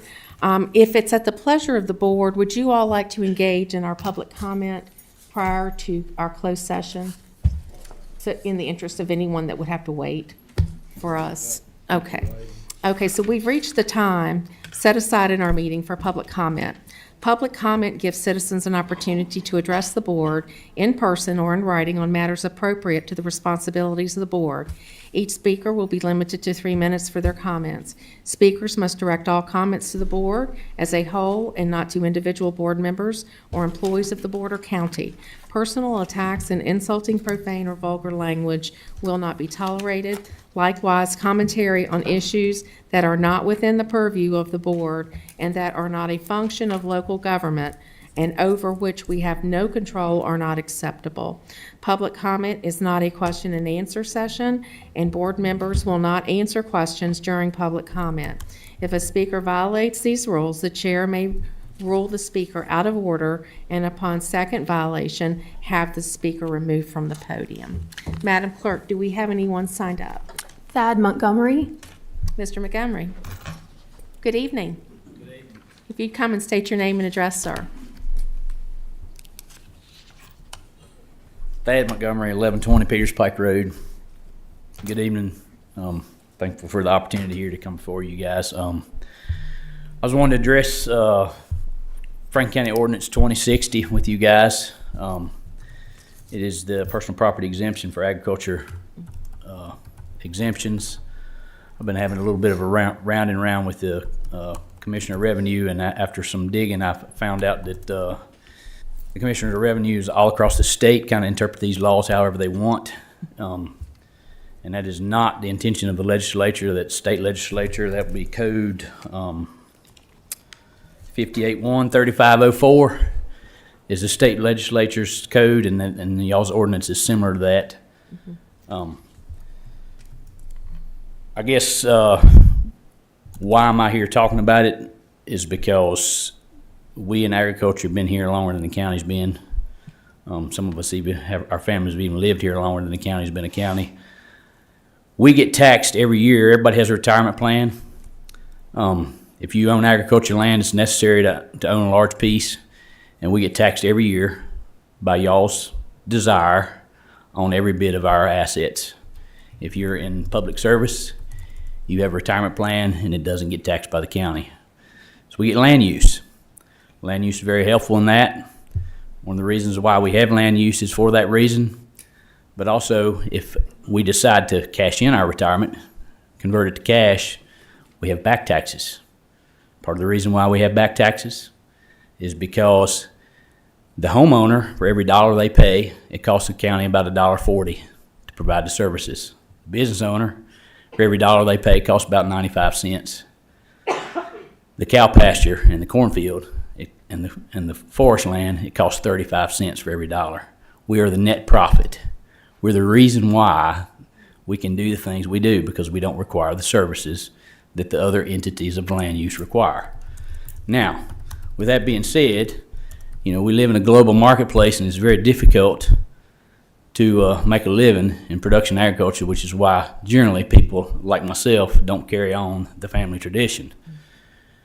So, in my roundabout with the Commissioner of Revenue, part of what the state code says is that harvesting, planting, and marketing equipment will be exempted from personal property taxes. If I choose to market my own product to consumers here in Franklin County, I'm going to have some marketing expenses and some refrigerators and freezers to put my animals in, and that it should be tax exempt. What I desire from you guys is some clarification on the code. We can rewrite the code, and I'll be glad to help you with that if you so desire, to make sure that our Commissioner of Revenue does what they desire, what it's desired by the code. Like I said, I have some interest at state level. Farm Bureau is very interested in this. I have 2 or 3 legislators that are interested in this as well. They want to bring it to the state legislature next year.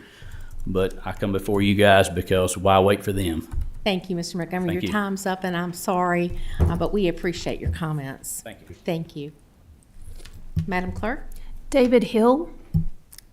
Good evening, Mr. Hill. If you'd state your name and address, please. Good evening. David Hill, 41 Old Point Road, Moneta, Virginia. Good evening, members of the board. My name is David Hill, and I am a homeowner and president of Plantation Point Property Owners Association. Thank you for the opportunity to present on an important matter to me as a resident of Franklin County and to the other property owners of Plantation Point, of which I'm here to represent as well. On the recommendation of our POA attorney, Tim Bird of Keystone Legal, we are here to once again extend a hand of collaboration to the Franklin County Board of Supervisors and Planning Department. Given the short time we have here tonight, I'll provide you with some quick reference points regarding the matter at hand. Number 1, the fully executed memorandum of understanding with Franklin County and Plantation Point signed on August 15, 2023, regarding a letter of credit with Last Lap Investments, AKA the developer, held by the county in the amount of $67,500 via Franklin Community Bank. Number 2, Franklin County Board of Supervisors meeting was held on August 15, 2023. Executive summary, item number 3, and the public recording of the same meeting right around the minute counter of 14:35. At this meeting, the board unanimously approved the MOU listed in my first item, which mentioned herein and supporting timeline also was included from 2004 to 2022 in that same document and that same meeting. Franklin County held a letter of credit number 14 from the Franklin Community Bank since the outset of Plantation Point in 2004 for the exclusive purpose that in the event the developer did not complete the development per the county's approved plans and specifications, they would pull the surety.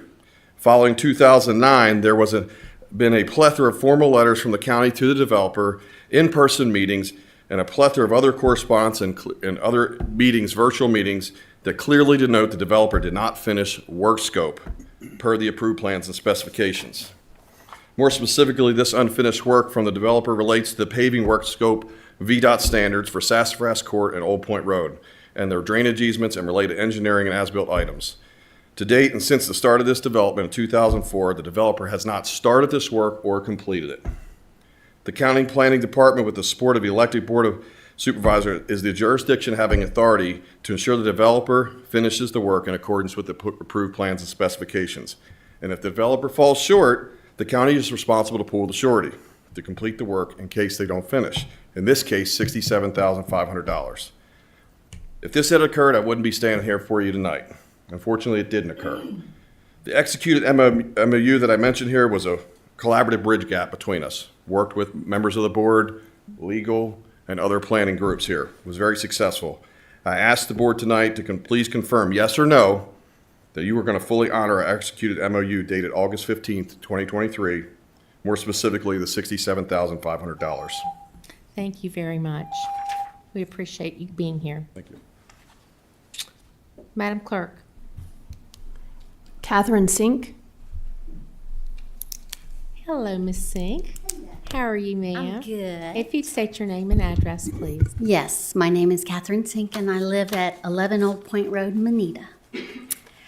Good evening, members of the board. My name is Catherine Sink, and I'm a homeowner and current board member of Plantation Point Property Owners Association. Thank you for giving me a moment to speak. I'm here regarding the Memorandum of Understanding with Franklin County and Plantation Point, signed and agreed upon on August 15th, 2023, regarding a letter of credit with Last Lap Investments held by the county. The letter of credit was put in as a safeguard, ensuring that if the contractor failed to complete the required work, the county could draw on those funds to either compel completion or to hire another party to finish the job. Unfortunately, that is not what occurred. The county released the letter of credit back to Last Lap Investments, formerly the Plantation Point developer, without the required work ever being completed and without any benefit to the residents of Plantation Point, directly and exclusively affecting our community. Our POA is now left in a position where the promised work was never performed, the contractor received their full release, and the residents are left with a deteriorating road and unfunded obligation that should have been protected by the letter of credit. I want to be very clear, our request today is not adversarial. We are simply asking for fairness, follow through, and for the county to enforce the protections that were put in place relative to the Memorandum of Understanding. We respectfully ask the board to review the circumstances surrounding the release of the letter of credit, to reconsider release of the letter of credit which was committed to Plantation Point through the Memorandum of Understanding, and 3, allow Plantation Point POA to receive the letter of credit funds or an equivalent remedy so that we can complete the road work. This would not only correct a Franklin County Board oversight, but also restore the intent of the Memorandum of Understanding, which was to protect the community and ensure the road was completed. We understand you have a complex responsibilities and many demands on your attention. We are simply seeking a fair resolution that allows Plantation Point to move forward, restore safety, and maintain the infrastructure that serves our homeowners. I respectfully ask the board tonight to please revisit and honor our executed MOU agreement dated August 15, 2023. More specifically, the $67,500,000 surety funds due to Plantation Point property owners. Thank you for your time, your consideration, and your willingness to revisit this. Thank you, Ms. Sink. We appreciate it. Okay, Madam Clerk. Tracy LaBasse. Hello, Ms. LaBasse. Good evening. If you'd come and state your name and your address, please. My name is Tracy LaBasse, and I live on 350 Sassafras Court, which is in question right now. Good evening, and thank you for the opportunity to speak tonight. I am a resident and a board member of Plantation Point subdivision in the Gills Creek District. I'm here to represent the homeowners in the matter of upholding the MOU and the letter of credit for Plantation Point. Over the course of 15 years, I have spoken with, met with, corresponded with all representatives from Last Lap Development, which did file for bankruptcy, VDOT, Franklin County Government, to include the planning development, and Gills Creek Supervisor Smith. I'm happy to provide names and dates if anybody wants to request it. During the time, this road condition has deteriorated significantly. The planning office had failed on numerous occasions to complete on-site and periodic inspections and has never properly documented the discrepancies or any lack of progress in a timely manner. Additionally, the county attorney failed to enforce his own letter of credit to ensure that the roads were brought up to VDOT and county standards.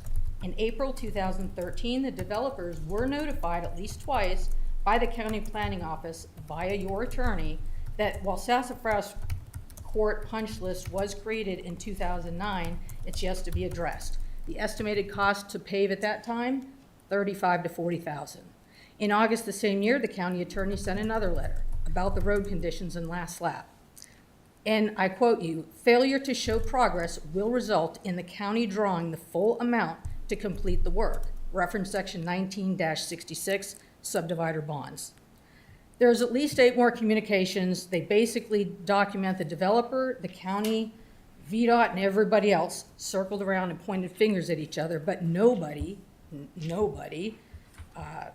cared to work together and move forward to make any progress on this. The last communication from the county, prior to very recently, was 2014 from your lawyer. Nothing since. It has not been touched.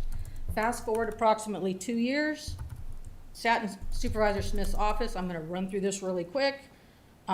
Basically, we sat down to review everything that my colleagues have just told you. I will say I do remember a few comments by Supervisor Smith, one being, basically, we also have a deadbeat developer in my subdivision, and I wish our roads get a little more loving too. You also acknowledge that the county could have done more, and I quote this one, I pledge to hold the developers and businesses accountable to the county and the communities that they affect. What does this mean to each of you? That you each represent your district for the good of all. That you are charged by the citizens of each of your districts to be honest, uphold the state and county laws and regulations. What I'm asking is to revisit the letter of credit and reinstate the MOU. And I'll jump to the very end. I am finally asking you to make the moral, ethical, and legal decision to simply do the right thing. Thank you very much for your time. Thank you, Ms. LeBass. Madam Clerk? Camille Garza. Hi, Ms. Garza. Hey there. Good to see you. If you'd state your name and address, please. Camille Garza, 353 Sassafras Court. Thank you for all of your service to the community, to Franklin County, and the opportunity to speak. As my previous 3 Plantation Point peers have spoken and shared already, I'm also here to address your commitment to the MOU, Memorandum of Understanding, which was signed and agreed upon in August 15, 2023. This agreement was necessary in order for the county to release the irrevocable standby letter of credit in the amount of $67,500 to Plantation Point Property Owners Association to assist in the completion of an unfinished community road and to provide avenues of potential financial support to the association for its efforts in placing an additional unfinished road into revenue sharing. I'm going to keep this brief in order of time. Post entering upon the MOU, Plantation Point POA hired a contractor, rightfully so, what anybody would do, right? I think we're going forward to complete the road work. However, after several unsuccessful attempts to connect with the county attorney to determine next steps, we finally connect only to discover, and to our surprise, the county released the letter of credit to the developer last lap. Imagine. Wow. This action required the association to cease any work on the road, and because the county did not honor the MOU, Plantation Point community is now at a standstill on this project. We will have to start over with new bids, increased pricing. Residents have experienced and expressed frustration, while quite frankly questioning follow-through of the county on their signed agreements. I stand before all of you today confused. Because when an individual like yourselves, a business that comes before you like today, or the county who you all represent, enter into a binding agreement, is it unreasonable for us to all stand here and expect that that agreement, in this case the MOU, would be honored? It is the right thing to do, as my neighbor just said, but it's also, as you stated tonight, a best business practice. I ask you, Franklin County Board of Supervisors, to confirm that you're going to go forward to fully honor our executed MOU agreement signed on August 15, 2023. More specifically, the $67,500 surety funds due to Plantation Point POA. Once again, I do thank you for your time. I thank you for your service and your consideration. Thank you very much. Madam Clerk? Shannon Brooks. Hi, Ms. Brooks. Thank you for hanging with us. If you'd state your name and address, please. Sure. I'm Shannon Brooks. I live at 1680 Standiford Road, Union Hall, Virginia. Give me just a second. My hands don't work so good in the evening anymore. I understand. All right. Well, good evening. And for those of you who don't know me, I'm one of your teachers. I've taught with Franklin County Public Schools for I think it's 19 or 20 years. I can't remember. I'm losing track at this point. But I'm also president of your teachers union here in the county.